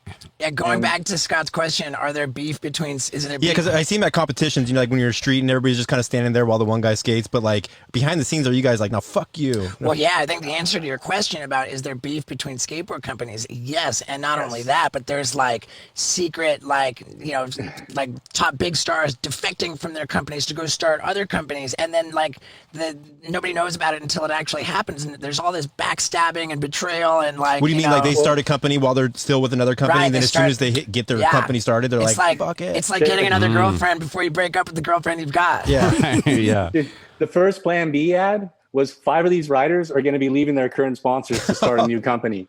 And we had the list of all the top pros on this ad. So it was like all the companies were going like, oh shit, who's going to be leaving? Like they didn't know. I mean, but if you look at our ad, it's like everybody, Hawk. I mean, you name it. Like, all the top guys in that time were on this list that were going to be potentially leaving their current sponsor to start Plan B. So for like until the next ad dropped, which is like the next month, where we had the team list, the team riders actually, on that ad for about a month, people were tripping like, whoa, what's happening here? Who's going to be leaving who? Like that's so great. I mean, what about like fights and stuff? Were there any other physical stuff going down behind the scenes, or was it like at parties when you ran into each other? Look at this guy's face; he's smiling about something. No, I mean, I'm just thinking, skateboarders, like in skateboard culture is pretty fucking cool, man. To be honest, like, despite how much like, hey, I want to fucking win this contest or I want to do better. I think there's been a couple, I think people that have beefed, but not like you would think. I think for the most part, for how rebellious skateboarding has been over the years, and it being kind of an outcast, industry or whatever, or society, I think for the most part, a lot of respect in amongst each other, to be honest. So I haven't seen too much to be on that level. It's more been like politics within business culture. Yeah, got it. But that doesn't equal this. It's just more of like, fuck, dude, that guy just won up me with that strategy. Okay, how do we fire back? Cleverness and effectiveness. It's like anything else. There's more fistfights over pussy. Right? Like, dude, you home to my girl. Fucking bop. Okay, got it. It's not like a fucking tribalism, like, I'm part of this crew, like, you're fuck you. I mean, there is some of that, but it's like, it's business, you know? It's business, and yeah, that's crazy, man. I'd never heard about the ad where it's like, epic. There's this new company, Plan B, and we're going to take, 5 of these. 5 of these top pros are going to be leaving their current sponsors to start a new brand. Wow. Whose idea was that? That sounds Mike like a Tronansky. Rocco idea to me, about Tronansky. I think maybe Mike and Rocco can try that, but I'll send it to you when we're done with this thing so you can see it. It's fun. Dude, I'm so, okay, now on the topic of ads, there's one that I fucking can, like, never, there's actually 2 ads I can never forget in skateboarding that just blew my mind. One was, it said the house that Rodney built, and it listed every trick that Rodney Mullen was responsible for inventing. And like that, and the font size was so small to fit all those words on one page because he just invented, it was mind-boggling. But then the other ad was for Danny Way, and I think what it'd say, like, Danny Way, part man, part machine, and it listed, like, all the surgeries that you'd had. Yeah. And it was just like, oh my God, Danny Way's been just the most operated on athlete, like, ever. So we got to ask, like, can you run us through your surgeries? Before we hear about how unbelievably a lot of surgery Danny's had, let me tell you that recovering from surgery does not mean you should not be styling. Hell no. And if you think that with just one arm that works, that I'm not going to use my Fix Your Lid products, you're out of your mind. I'm going to get my girl to do it. She's all dolled up, Lux, honey. Come on, let me tell you about this while you look at my hot chunk of puss. Yeah. That's right. Now, this is a fully American company, 100% made in America, 100% cruelty-free products. That means that they don't do any testing on animals, nothing like that. My girl's never even checked out these products, and look how easily she's making them work. How are you going to get them? Because you need them, right? Yeah, you do. You go to the website, which is shopfixyourlid.com. Use the promo code STEVO, and that gets you 10% off at checkout. Plus, doing that right now automatically enters you to win a super cool cooler filled with Fix Your Lid products, which was personally signed by me. Yeah, I signed a bunch of them, and you could have one. So, again, go to shopfixyourlid.com, use the promo code STEVO, and get ready to be absolutely styling, just like me. Yeah, dude. All right, now let's talk surgery. I have a little bit of a catalog of surgeries I've acquired. That was the ad, right? Yeah, you guys have the same surgeon. When I needed like 11 screws in my ankle, Danny brought me to his doctor. Yeah. And my shit worked great. I got you on the surgery list like a week later, and like normally most people have to wait like a few weeks or a month to get in to get their appointment. It takes a while, you know. But like that's right. You can call. He's a frequent flyer. Danny's had like cadaver ligaments like sewn in, and then they failed. So then he went back and got like synthetic. He's like, and you guys have both done the anesthesia challenge. Like that's how you know you're fucking done a lot of surgeries. I want a rematch, dude. I want a rematch on the anesthesia challenge. Yeah. I got smoked. Damn. But yeah, say walk us through the surgeries. Yeah, well, I mean, you know, they started. I think I had my first surgery at like 15. And I shattered my elbow, and it still doesn't straighten all the way. That's as far as I can bend it that way, and then that way it only goes. So that was like the first, like, oh shit, I hurt myself, and I don't know if it's ever going to be the same again. And that was kind of like humbling for me for a minute. I'm like, well, I can actually damage my body beyond the point of repair. Mm-hmm. Oh shit, what have I got myself into? So, you know, I had like a pretty good run without, you know, I had a pretty bad back injury or spinal injury when I was 18. That you surfed into a rock and got fucking paralyzed for 6 months. Is that right? I had not 100% paralysis, but paralysis I had for over a year. Like I had a hard time moving my arms and moving my limbs, you know. Right. I couldn't stand up for very long. I'd get fucking vertigo and dizzy and nauseous. I remember your brother, dude, fucking Danny had his own video, came out in the skateboard industry in like 1999, maybe 1998, and it was called Danny Way Living Legend, right? I had it in that video. His brother Damon described this injury that Danny had surfing, where he like went under and like hit like his head into a rock. And his brother described it as his vertebrae in his neck were like compressed, right? It was like a vertebrae injury, which literally left him paralyzed, you know? And so like what are the doctors didn't know what to do, and so Danny goes to like fucking just disappears from the world, off the face of the earth, goes to Hawaii to some like crazy like witch doctor dude, and like nobody hears from, you know, and nobody hears from him. They're thinking, oh my god, Danny, like for him to not have use of his body is the saddest, most tragic fucking thing, and nobody was hearing from him. And then he shows back up like after like 6 months, a year or something, right? Goes to the biggest fucking contest in pro skateboarding, which is the Tampa Pro, and he shows up and wins fucking first place in vert and second place in street. Wow. And that's what's so rad about Danny throughout, is that he's a full-on double threat. Like any other pro skateboarder is pretty much a half-pipe skater or a street skater, but Danny's both. What the fuck happened at the shaman in Hawaii?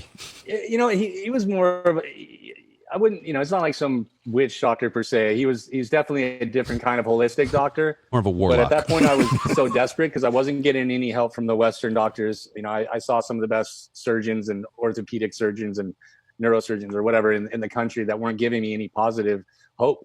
So I was like, I can't just sit here and not do anything. And I wasn't getting any better. So it took about a year and 3 months. But there's a chain of events that happened that led me to the guy that actually like led me out of the woods on this.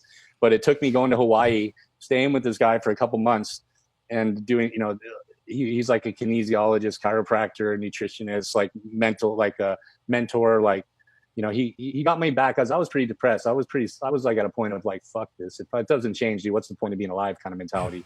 And that's shallow, but at that age, it was a lot weighing in on me with this. But How old were you? so I went to Hawaii. He said 18. 18. And Wow. so I went to Hawaii, worked with this guy, got my head back in the right space where I was like motivated to like keep fighting this. And then he was like, well, you got to go home sometime. And, I can't, take care of you forever. So we've decided I was going to come back to San Diego. And he was like, I got somebody I know there that you should meet and do some follow up with. It's somebody I used to work with. So he introduced me to one of his friends in San Diego. And I went to him right when I got back from Hawaii.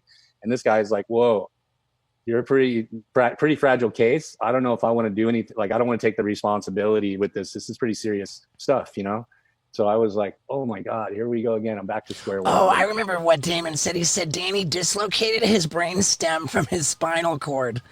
You can't do that or you would die. What I did is I dislocate. What I did is I separated, or I tore the ligaments that hold your atlas vertebrae to your occiput, to the base of your skull. So where your head sits on, it's like a cradle. Your atlas vertebrae holds, it's a cradle for your skull. That vertebrae was like slid over and sitting on my spinal cord because I tore the ligaments that hold it in place. So it just was sitting there, and no doctor, because there was no broken bones, could tell me, chiropractor could see it was out. It was out of place, like 12 degrees or something. But but the Western doctors were like, there's no broken bones. It'll just heal. And I'm like, there's no healing going on here. And it's like a broken wrist. If you broke your wrist and you didn't put it in a cast and it was displaced, it's going to heal displaced. Yeah. So I tore all this soft tissue with that vertebrae sitting on my spinal cord. It healed like that. So like, I wasn't going to get any better. These fucking Western guys are like, dude, it'll heal over time. Just give it a time, blah, blah, blah. Dude, a year and 3 months in, I'm like, dude, I'm fucking ready to lose my mind here. Like, for real.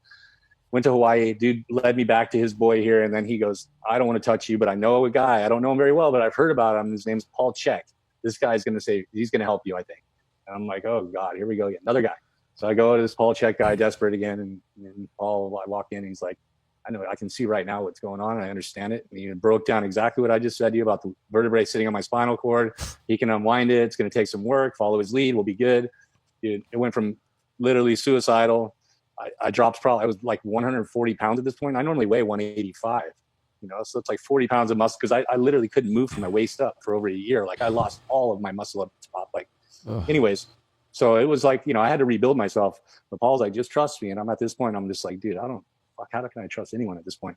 But he was, just his energy or whatever. I was like, fuck, I have nothing to lose. I'm going to follow this guy's lead.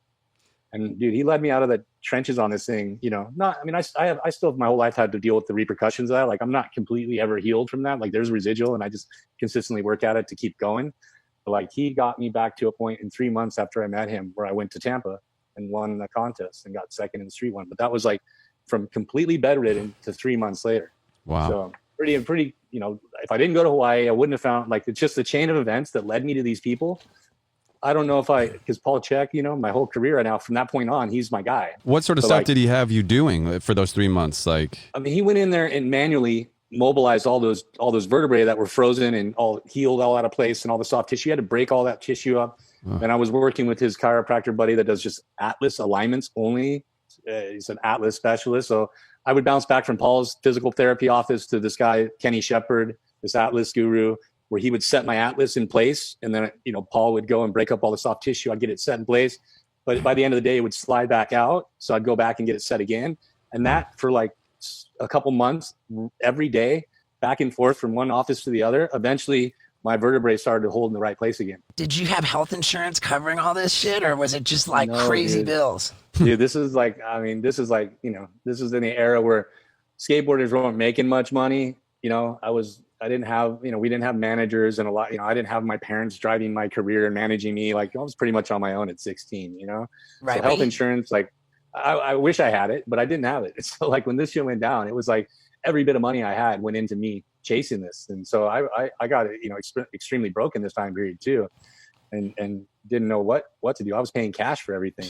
Harsh reality. Health insurance when you're 18 is like, just drink more beer. Fuck it. Hey, dude, this was the one time in my life, like, where I was literally shell shocked so much that, like, they were handing me like drugs, dude, whatever, they were giving me painkillers. I didn't take, when this happened, I was so scared because of the neurological problems I had that I didn't touch not one painkiller, not one Tylenol, not one Advil. Dude, I was so religious about what I put in my body after that because I was so scared. It was like, I couldn't even enjoy being it didn't matter if I took something at that point. I was so, intimidated by all the neurological problems that it didn't even matter if I was numbed on a painkiller. Psychologically, I was in hell.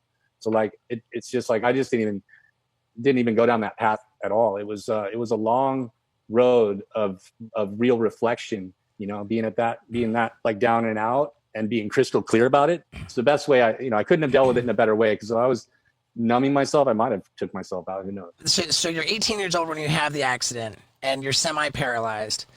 Like, how old are you when you win that Tampa contest, when you just reappear in the world? 20 years old, maybe. So 2 years out. It's like a year and a half later. I don't know. I think I was like 18 and a half when that neck thing happened. I think I was around 20.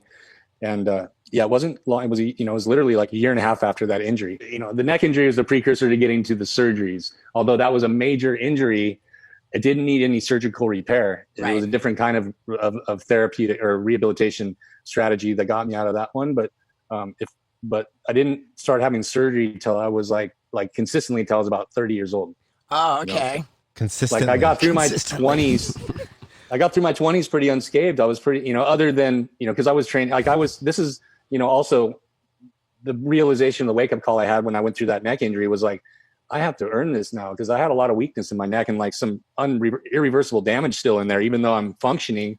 Now, if I don't take care of this, like I'm so vulnerable now. I got to be in best shape I can to deal with, the repercussions of, the mistakes I make riding my skateboard or anything else that I'm doing. So, I started to work really hard through my 20s, to be on a different level, which was not cool in skateboarding yet. I had to like kind of be underground about my training mission. Like, I didn't want people to know like, oh, this guy's like works out. Like he's not a skateboarder, because skateboarders don't work out. Like, I was like, dude, I just want to skate, whatever it takes, I'm doing it. So, anyways. Now, Danny wants to list surgeries, and I think that's crucial. Yeah. But I just wanted to throw in there that you got the surfing, the skateboarding, and then you've also you're a professional snowboarder, right? And motocross. What? Yeah, the big I wasn't five? like racing like top pro motocross stuff, or even, I was into moto. I was getting good at it, and I decided at a certain point, like, is this worth? It was after the neck injury when I started to really weigh out, like, what should I be doing and what shouldn't. Now I know I can get hurt. I didn't realize I was that. Like before the neck injury, I was like, dude, getting hurt's like whatever, Right. I didn't know that you can get that hurt, And he beat Dave Mira in a downhill bicycle competition. Really? to win like $100,000 in the it's borderline creepy how much I know about Danny. but yeah, so what was on that ad? When the ad that listed all of your surgeries? I mean, I can't even. I'll do my best. I mean, I've had probably 8 different surgeries on my left knee. There's been 4 ACL reconstructions and a bunch of just minor meniscus or cartilage cleanups and stuff like that. I've had probably roughly around 5 surgeries on my ankle from when I broke it jumping the Great Wall of China. That's cost me a pretty good. That one's just the deterioration on that one's just going downhill from at this point, but. Shoulder, the elbow, I've had several on. Like I've had several surgeries on the same joints because I've just keep damaging them. But I've had both my shoulders reconstructed, my knees, ankle, elbow, wrist. I mean, pretty much almost every joint in my body's had surgery. It's unbelievable. Well, where do you want to go to next? Because I have questions. Right. Okay. Well, here we go. So we've got you turned pro when you were 14. Yeah. Sure. Okay. Turned pro when you were 14. Street course. Paralyzed when he was 18. On top of the world again when he was 20. Now, 23 is when I was 20.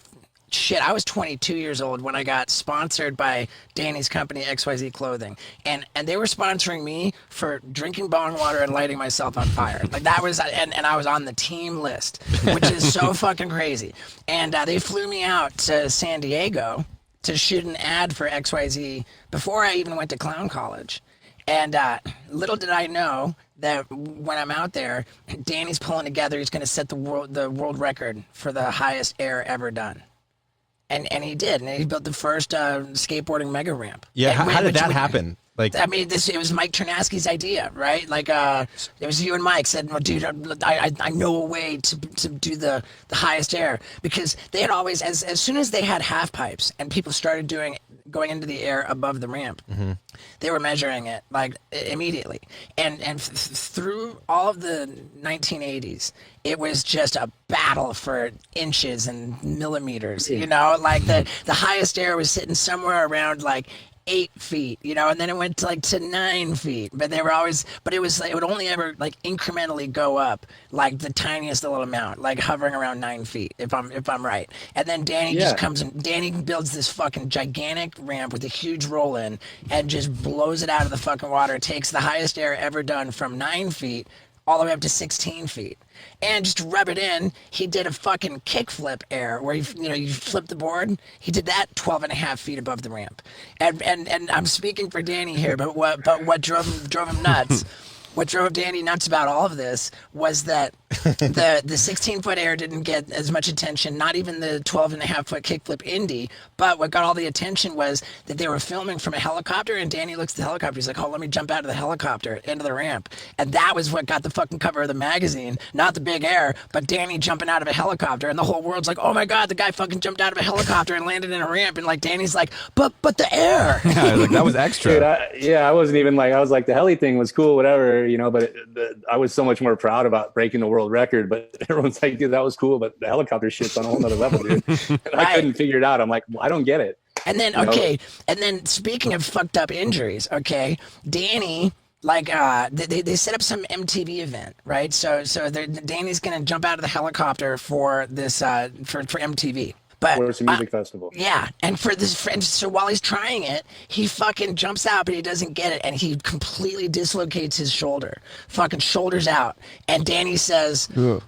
Yeah, I got a gnarly scar from that one. That was a gnarly surgery. So the shoulder's out, and what did you pop it back in? And he says, dude, I got to get back up in that fucking helicopter and jump out real quick before this fucking gets tight and sore. So he goes up, and he jumps out of the helicopter with the dislocated shoulder and fucking makes it. Wow. You want to explain that? In these situations, it's like, you've already I've already blew out my shoulder. What am I going to sit there and be like, oh, this sucks watching? Or what if I could have tried it? What if I made it? I knew it wasn't that complicated. I just need to get up there and do it again and get it over with. And it's a lot easier going into a surgery or whatever, knowing you at least got the goal that you accomplished under your belt. I could justify the next Monday morning going in the surgery room like, well, thank God I got the helicopter thing done, but rolling in there with a blown shoulder with no clip, of doing it. Okay. Yeah. So now here's another example. When the fucking when at the X Games, right? And this would have been the X Games in 2008. Danny goes on this. Now it's like the real mega. Danny goes up and fucking as he comes back down, he clips his. It topples front over. Yeah, he clips his feet on the edge of the ramp and just takes the most fucking brutal slam ever. And you were knocked unconscious on that one, right? No, I had the wind knocked out of me, but I didn't go unconscious on that. I was rattled. It was. I wanted to be unconscious, but I would have. Yeah. Up to that point, it was the most brutal slam that we had ever seen at the X Games. And Danny goes back up, and they're like, "You gotta go to the hospital." He says, "Fuck that! I'm going back up and doing it again." He goes back up and makes the run. Did you get gold? I got second place. Yeah. I mean, dude, much respect to Bob Burnquist, of course, for taking that. But like, if there's one event where I'm like, dude, I don't know what that one. Did you break anything during that? I broke my foot. Did they try to give you a wheelchair? They tried to carry me off the ramp, which I would, I was just. So with the broken foot, you're like, I'm fucking going again. Yeah. And here's another one. Danny goes and this is the biggest deal ever. Danny jumped over the Great Wall of China, right? The relations between America and China have never been really that great. It was a big deal to get permission from China to go over there and jump a skateboard over the wall. What year? 2005, yeah? Yeah, I think it was 5, yeah. Yeah, and so he goes over there on the fucking practice run. You broke your ankle or your foot? That was my ankle. Yeah, so he broke his fucking ankle, doing a practice run. The day before? Day before or day of?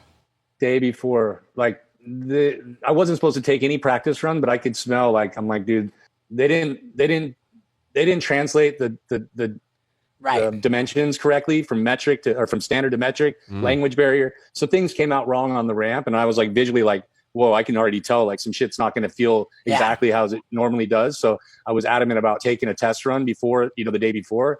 The government was like, you better not, it's forbidden because somebody's going to get a photo or a video. And I was like, I'm gonna fucking die if this in front of everybody. I'm fucking figured it out right now. Right. So I took the test run right before dark, and just like I thought, there wasn't enough roll in. Right. I came up short and landed on the deck, which was another flaw because most of the decks on these landing ramps, I always build them half the angle from like 45 to vertical. So like I find like right the sweet spot. Yeah. They put a flat deck with a sharp edge on it. Normally I build like a roller over the edge. So if I did come up short, I could at least like get a little forgiveness going in.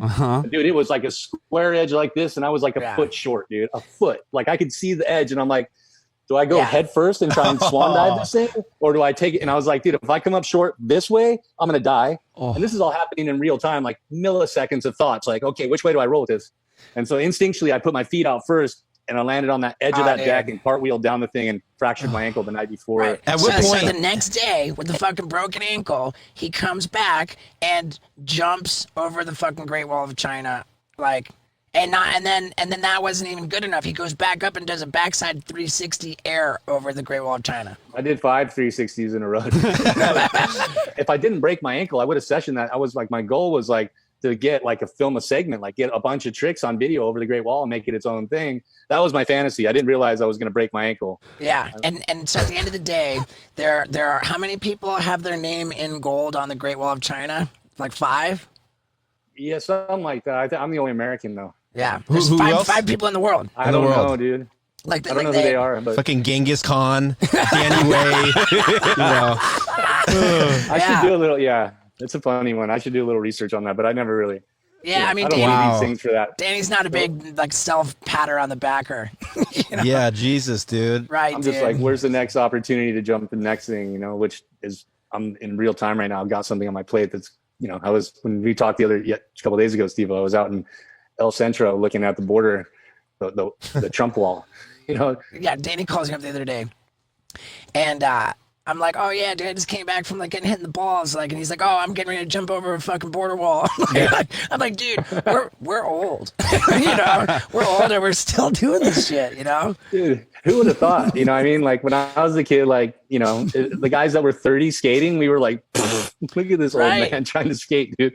And I'm looking at Bucky at 47 or whatever, just ripping and inventing new tricks. It's a different era, dude. It's like I never thought we would get to this point. And like I'm sure like we were living by day when we were younger. Like it wasn't like a 5-year plan or a 3-year plan. It was like a 24-hour plan. For sure. Like, and when we were kids, there was no such thing as like a rock star over 30 or an athlete over 30, right? Like yeah. I mean, maybe the fucking Rolling Stones like were 40. I don't know, but that was fucked up. I mean, it definitely, things have evolved in this era, like you can, it's pretty cool that we're able to still, you get kicked in the balls and me go, try and make these wall jumps happen. I mean, since you brought it up, like what's the story with the Trump border wall? Like what's the... I mean, I'm not like a politic guy, so I hope people don't, I'm That's actually what I was worried about. It's shock value. It's like, okay, there's controversy over the wall. There's controversy over all the elections right now, and you would probably understand this more than anyone from a media standpoint. There's other things that that would be nice to shine light on, like the border. Politics separate people. The border separates people based on politics, but the people are. My friend that races trophy trucks, who's Mexican, is the one that got us the permission on the Mexico side. So we were both going to jump it. He's going to jump it in his trophy truck. I'm going to jump it on my skateboard. But the idea is like it's a Mexican and an American jumping it. It's like we're all good, dude. The politics separate us, not people to people. We love each other. It's just no separation. I like that. So what you're going to do the same thing like you did in the Great Wall of China? Yeah, this is a little different. It's a little different style because of what the wall is. It's just a different type of wall. It's like 40 feet tall. To me, it would be funnier if like there wasn't a wall, because isn't there like not a wall? Or yeah, is there a wall, or did they build a wall, or was it like a barricade on the ground? Dude, this wall is like 40 feet tall with like barbed wire. Like, dude, it's a gnarly. Is it new? It's a gnarly stunt. I feel like that gives more credit than is deserved, though, because I don't think Trump's built shit. Right? That's something that's just always been there, huh? He's built some stuff, and they started building it in like San Ysidro, right? The border between Imperial Beach and San Diego. But we went out east a little bit because we know people that own private property out there. I'm working with like the head of the Border Patrol, and I've been working with the mayor of Imperial Beach, and like we've been trying to hone our team to get this done.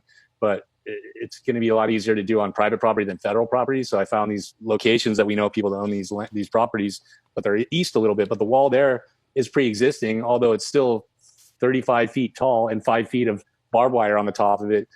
I don't know where the fuck Trump thinks he needs to build a different wall. This wall's serious, dude. Like, it's no joke. I'm like looking at this thing like, what? Why would you need to replace this wall? So funny. If anything, get rid of it altogether. But When's the last time you had a surgery? it's been a little bit. When we were there, like probably 4 or 5 years now. Oh, was that the last anesthesia challenge? Yeah, That was my last. How long So what was 2 that? years? Can we 3 explain that for people? You guys each got anesthesia and tried to see who could last longer or something? Correct. Yeah, it's the anesthesia challenge is when they put you under, you fight it, and so you see who can fight it for the longest and stay awake. And it seems that I'm more of a drug addict in my history because I have like a little built-in tolerance, maybe more, because I lasted marginally longer. Yeah, because we've done it a couple times. We've done it twice, but the second time we're gonna do it, we brought down a bunch of dildos. And we brought down like tattoo guns, and like we all went into the surgery room. And then once we pulled out the dildos, they were like, "What the fuck are you guys doing?" Well, they're like, "Yeah, we're gonna intubate him with a dildo."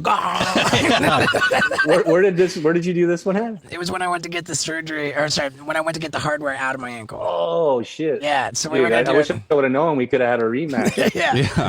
The anesthesia challenge is a pretty awesome event, dude. I Like, know, that's a dude. pretty good.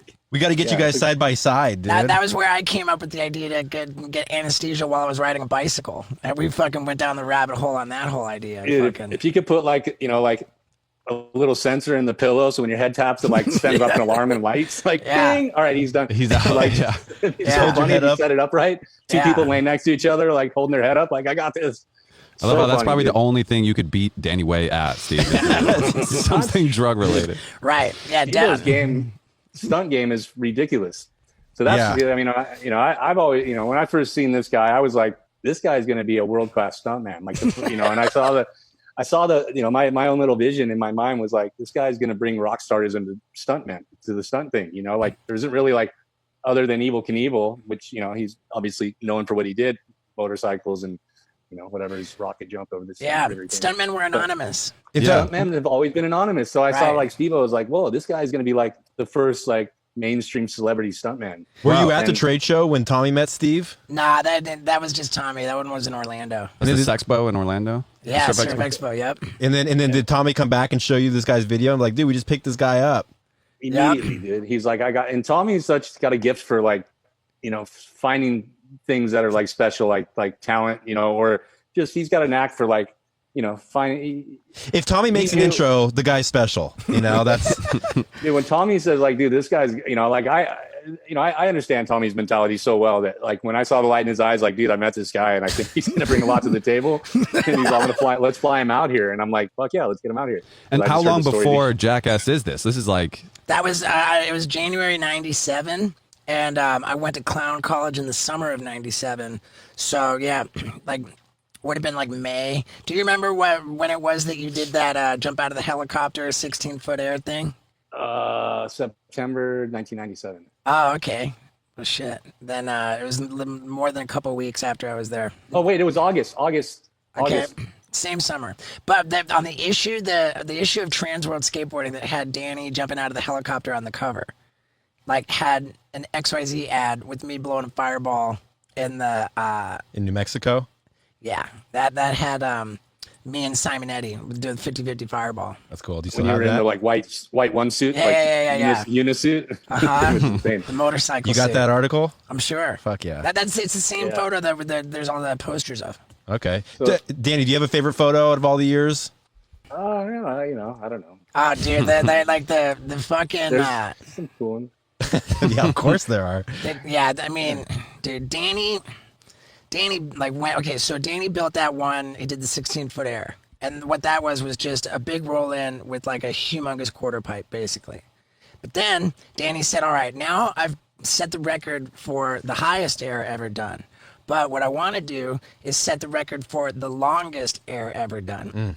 So he built the mega ramp as we know it now with the huge roll in and the jump like Elliot's kicker, house. like Elliot's house. And what Danny did was he didn't just set both records. He did them back to back, right? He did the longest air ever done, like straight into the highest air ever done in one run. Oh shit! And the longest air ever done, he set the record. He did a backside 360 air longer than anybody had ever done. Was that premeditated, or were you like after you did that one, you're like, no, fuck, I'm gonna do the next one? No, I think I realized that at a certain point, I was like, I think I could probably break both records in one run because, by default, the quarter pipe after the jump was like, essentially like, what am I going to do to slow down without, like, it became like a realization that like, I have a lot of speed and it's hard to get this kind of speed. It takes a lot of money to build roll-ins to get this speed. If I'm going to build a quarter pipe with a roll-in, it's good. So I realized I got to do something with this speed. What can I build now?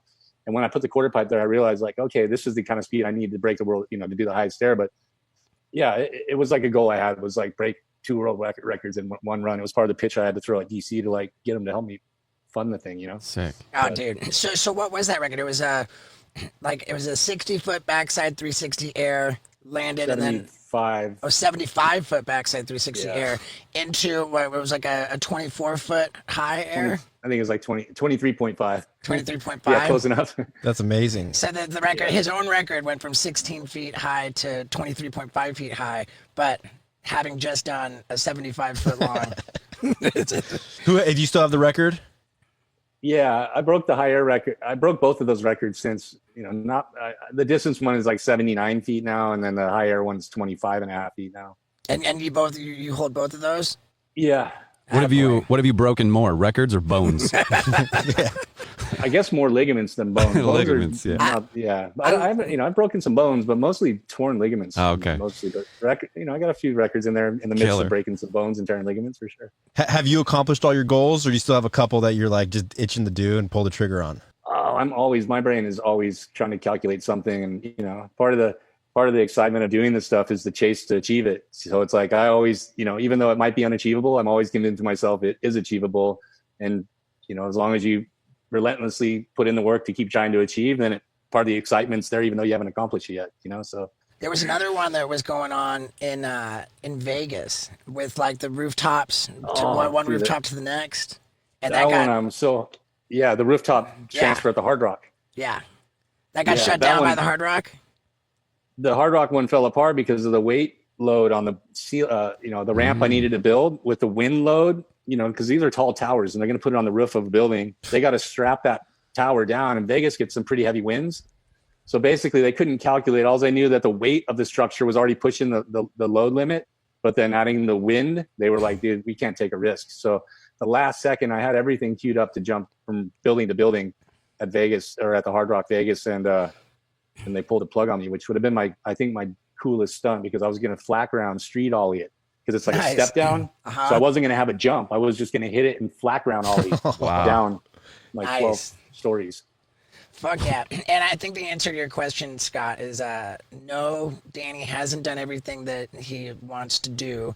And that the qualifier for that answer is that if at any point you're not scheming to do something new, then you might as well not be alive anymore. 100%. Yeah. Yeah. You're like in nature, if you're not growing, you're dying. Right. True. So you got to keep progressing, man. Stay ripe or you'll go rotten. Yeah, you want to stay alive, dude. You want to stay alive. Let's go back though to when my initiation with meeting Steve-O. Oh yeah, please. I mean, dude, this one I know it's going to be a part of the main channel video because I saw the footage in the Pappas Brothers documentary. They actually have me doing it there, so we'll pull that footage out of there. I don't think we need to have too much overlap, but dude, I'll tell you, the first time I ever wore the cheetah print bikini was when we went out there to hug sharks, and the idea to hug sharks was 100% Danny Ways. He got me on the phone. He said, dude, Steve-O, I got an idea. It's called shark hugging. We're going to catch a blue shark, and when it's on the line, we're going to reel it up to the boat, and you jump in the water and fucking hug it while it's on the line. And in my mind, I thought, okay, like by the same principle that like a compass in geometry, you can make the circle. If the length of that fishing line is only so far, then the head of that blue shark won't be able to. So if I come from behind, it's safe. But dude, that was a fucking awful idea. And blue sharks are so pissed. So we went and did it. Blue sharks are so pissed. They're so pissed. They're the fucking angriest shark, dude. Like blues and bulls have like more testosterone than elephants, I think. And so we went and did it with nurse sharks, and that was where my first time swimming with a shark, and I managed to get bitten.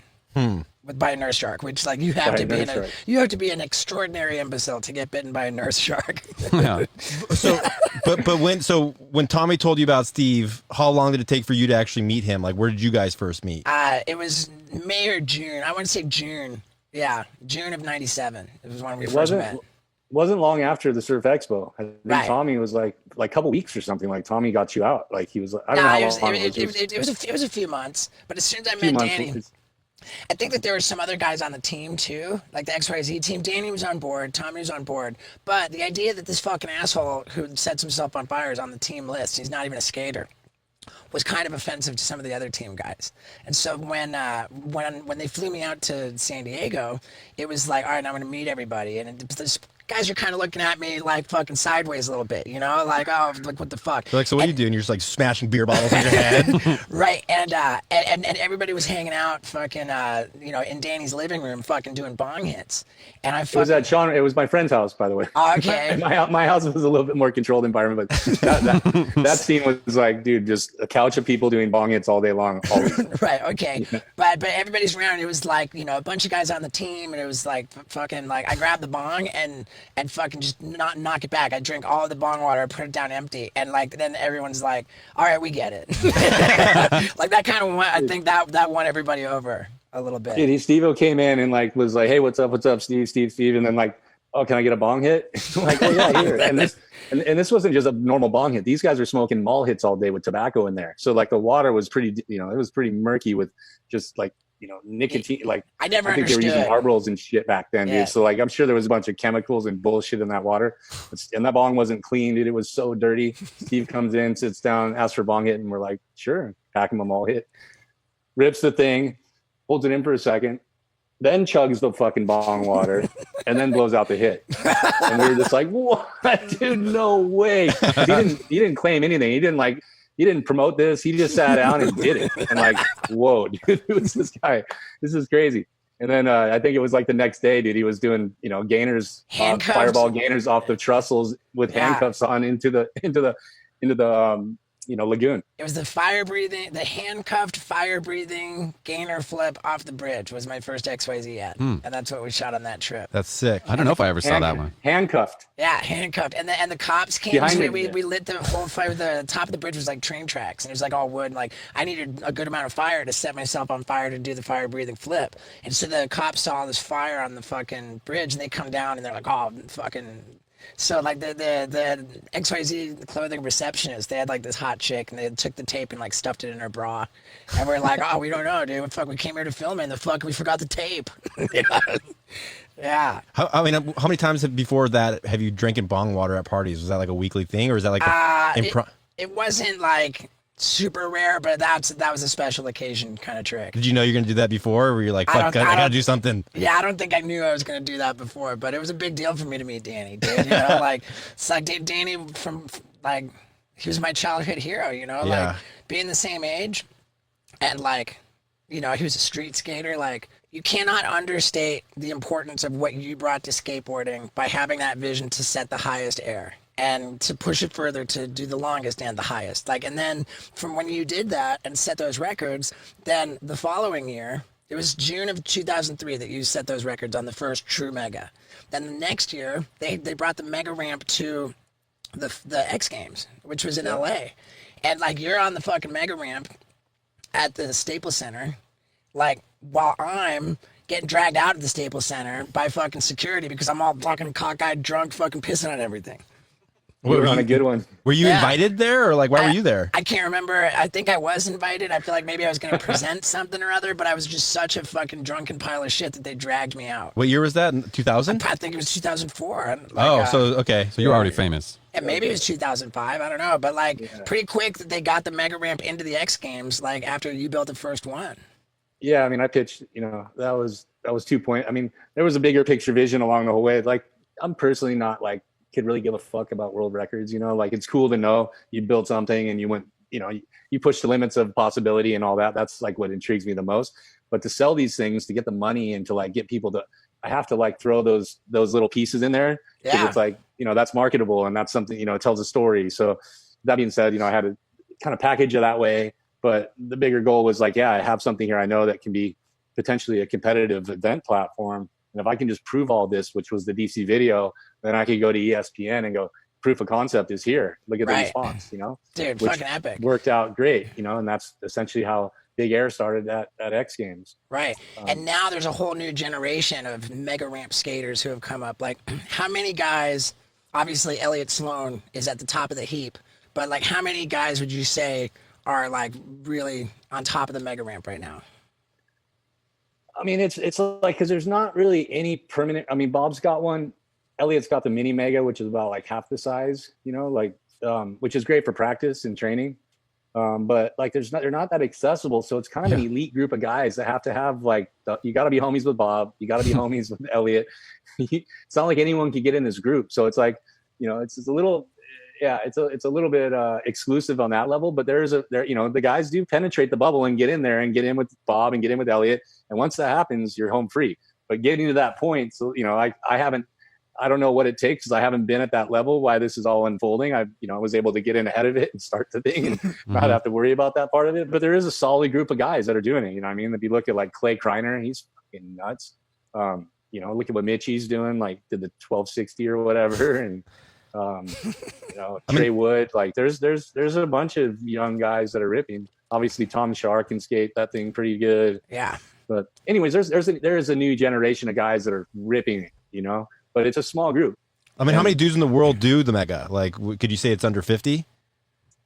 I mean, maybe close to that all inclusive, but there's like probably 10 guys that can, really move the needle for it, that are in the that can compete for, winning an event. You guys all part of a Facebook group that you guys chat on? Yeah, we all have like little, we have like little pins we all wear. Little mega ramp tattoos. So you told me the other day that you were that you got a new video part that you're putting out. Like, how long have you been working on that? I mean, like a few years. I've just been lightly chipping away at it, just because I have this ramp in Hawaii. It's a mega ramp, but it's not like it's not like a jump. It's not the typical version. It's a new version I built to be able to allow more like technical vert skating possibilities, like more street-minded stuff, street skating influence stuff. So it's been so hard to document skateboarding over there because of just the weather, and then just getting people out there and the time it takes. And I just don't have somebody on deck to basically go, let's go film right now. And when I'm out there, it's so hard to get a production going there. So every trick that I filmed there, dude, it's been so involved to like fly somebody out for 5 days before they want to go back home. Just people in the like, it's so like in the wild there that there's just like mosquitoes and just, if you're hanging out filming, dude, you got to like be laced up with so much sunscreen and mosquito spray. And it's just not a pleasant, it's a gnarly environment to film skateboarding. Yeah. So with that being said, I've, over the few years, I've chipped away at enough footage, I think, now to put out a video part. If I had this ramp around the corner, it would be a lot more lucrative as far as content goes. But just the way it is like, I didn't realize it when I built it that it was going to be like this, but it is. So anyways, the culmination is I finally have a video part. I collabed with Metallica. Nice. Jesus, dude. So I got a Metallica video or song, and it's, Metallica. I dealt directly with, Metallica myself to get the permission. And so I'm pretty hyped on that because I pirated their stuff when I was younger. Sure, the Plan B Revolution video with the we just ripped off their songs with fans. Like, we're like, they can't hate on this. Funny though, because Colin McKay ends up becoming managed by Mark Ryder, who's our Metallica's manager. Colin ends up getting managed by Mark, back, maybe at, I don't know, in the mid 2000s or something. And so they start, having the conversation, and Colin's like, hey, check this out. He shows them Revolution. And they're like, dude, I love this shit. Yeah, that was the Four Horsemen. But there was no YouTube back then. You didn't need to get the clearance and stuff, you know? So they were all about it. So they know that Colin and I've used Metallica in the DC video. I used Orion, but I did license that correctly. But they respect that I've got a little bit of a theme going with the video parts. So Colin has a little section in this Hawaii video too. So it's kind of, it's like a 2.0 Revolution. Nice, dude. Oh, did you put on the Hesher fucking mullet wigs? We didn't do the wigs, dude. We didn't go that far, but there's a little section where Colin's like, you'll see. It's got a little boombox. That shit was classic, Bob man. Guitar, playing air guitar on the skateboard in the middle of on the ramp in Hawaii. But dude, I love it, man. We've been trying to come up with a plan for a Hawaii trip for some time now, man. And the idea was like, let's go to Kauai to Danny's compound. Let's swim with sharks with Ocean Ramsey. You got the hookup with helicopters in Hawaii? I got hookups for pretty much everything in Kauai. Yeah, Hell it's a good community. There's a lot of there's a lot of people that have good resources, and everyone's pretty helpful. So it's easy to get things going. So if you guys did want to make that happen, of course, I'm about ready to I'm in the process of selling my home right now to be able to move over there to really hone because the ramp over there gets so overgrown, and it's just I'll disappear for a few months and show up and I can barely even see the ramp, and it takes me 2 weeks to dig it out of all of the foliage that grows over it and getting it all skatable again. So I'm just ready just to be there and to manage it day to day and start building some new stuff. But only way I'm going to do it is if I'm over there. So anyways, I'm ready to make a leap over there for good, permanently. Hell yeah, dude. I'll be in California a bit, but I'm just saying soon I'll be there full time, enough where you guys should come over and I'll have things dialed in. So, Yeah, dude, fuck nice. yeah, dude. Cool, I'm down. man. I'd love to. I wanted to it occurs to me that the Plan B is just so big now. You got Sheckler, you got Tori Pudwill, PJ Ladd. No, Tori left. Oh, Tori left. He's not in Right. no different than P-Rod. We're all friends, dude. I'm Right. proud of these guys for taking and doing exactly what I did. I started my own Right. company that Tori started Thank You with day one. Oh, gotcha. Okay. Yeah, I mean, and dude. P-Rod started Primitive. So all I do is pat these guys on the back and say, rad, dude, I'm glad you guys are maturing and doing this stuff. Hell yeah. Rad. Is there a more dominating street skating part than Tori Pudwill's part at the end of the True video? Dude, Tori's one of the most badass street skaters of all time. He's one of my favorites for sure. Is anything that ever going part to is- touch that? I don't, it's opinion. Everyone's got their opinion on everything. I'm with you. I'm a huge fan of Tori's work, and Right. especially that, It's a different style. I mean, I'll give it to Nija. His Till Death part is gnarlier. It's the gnarliest. But as far as just technical fucking, yeah, no, Tori. freaky Yeah. tricks, man. I wonder super if creative. I wonder if that part's gonna haunt Tori forever, because it's fuck, how am I gonna follow that up? I mean, I see him dropping clips in recent time, and I'm like, wow, dude, this guy's still got it so Good, well. good, which is And good because so- he had a back injury that was concerning. Yeah, But in he's any an case, anomaly talent. right? I think we've digressed at that point, and fuck it, dude. I would love to go to Hawaii and fuck around there. And dude, as always, man, I've always said it, dude. I know it sounds kooky, but you've always been a hero to me, dude, and that just remains the case, dude. So thank you for doing this with us.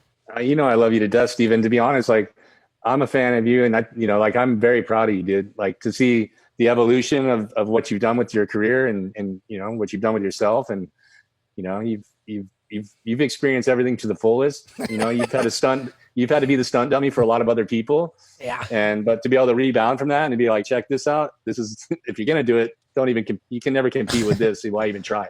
It's been done. Yeah. But I'm very proud of you, dude, to see how well you've done with your life, dude, and the opportunities that you were given. And that's all. When I first met you, that's I saw the passion in you. I saw the dream. I saw it all. I knew you had the wiring to do this. So it's pretty rad when you see your friends accomplish what they were cut out. What they were made to do. What their purpose is. On this planet is for. And I think you have done a good job of entertaining people, pushing the needle on making what's comfortable and what's not, what's life threatening and what's not.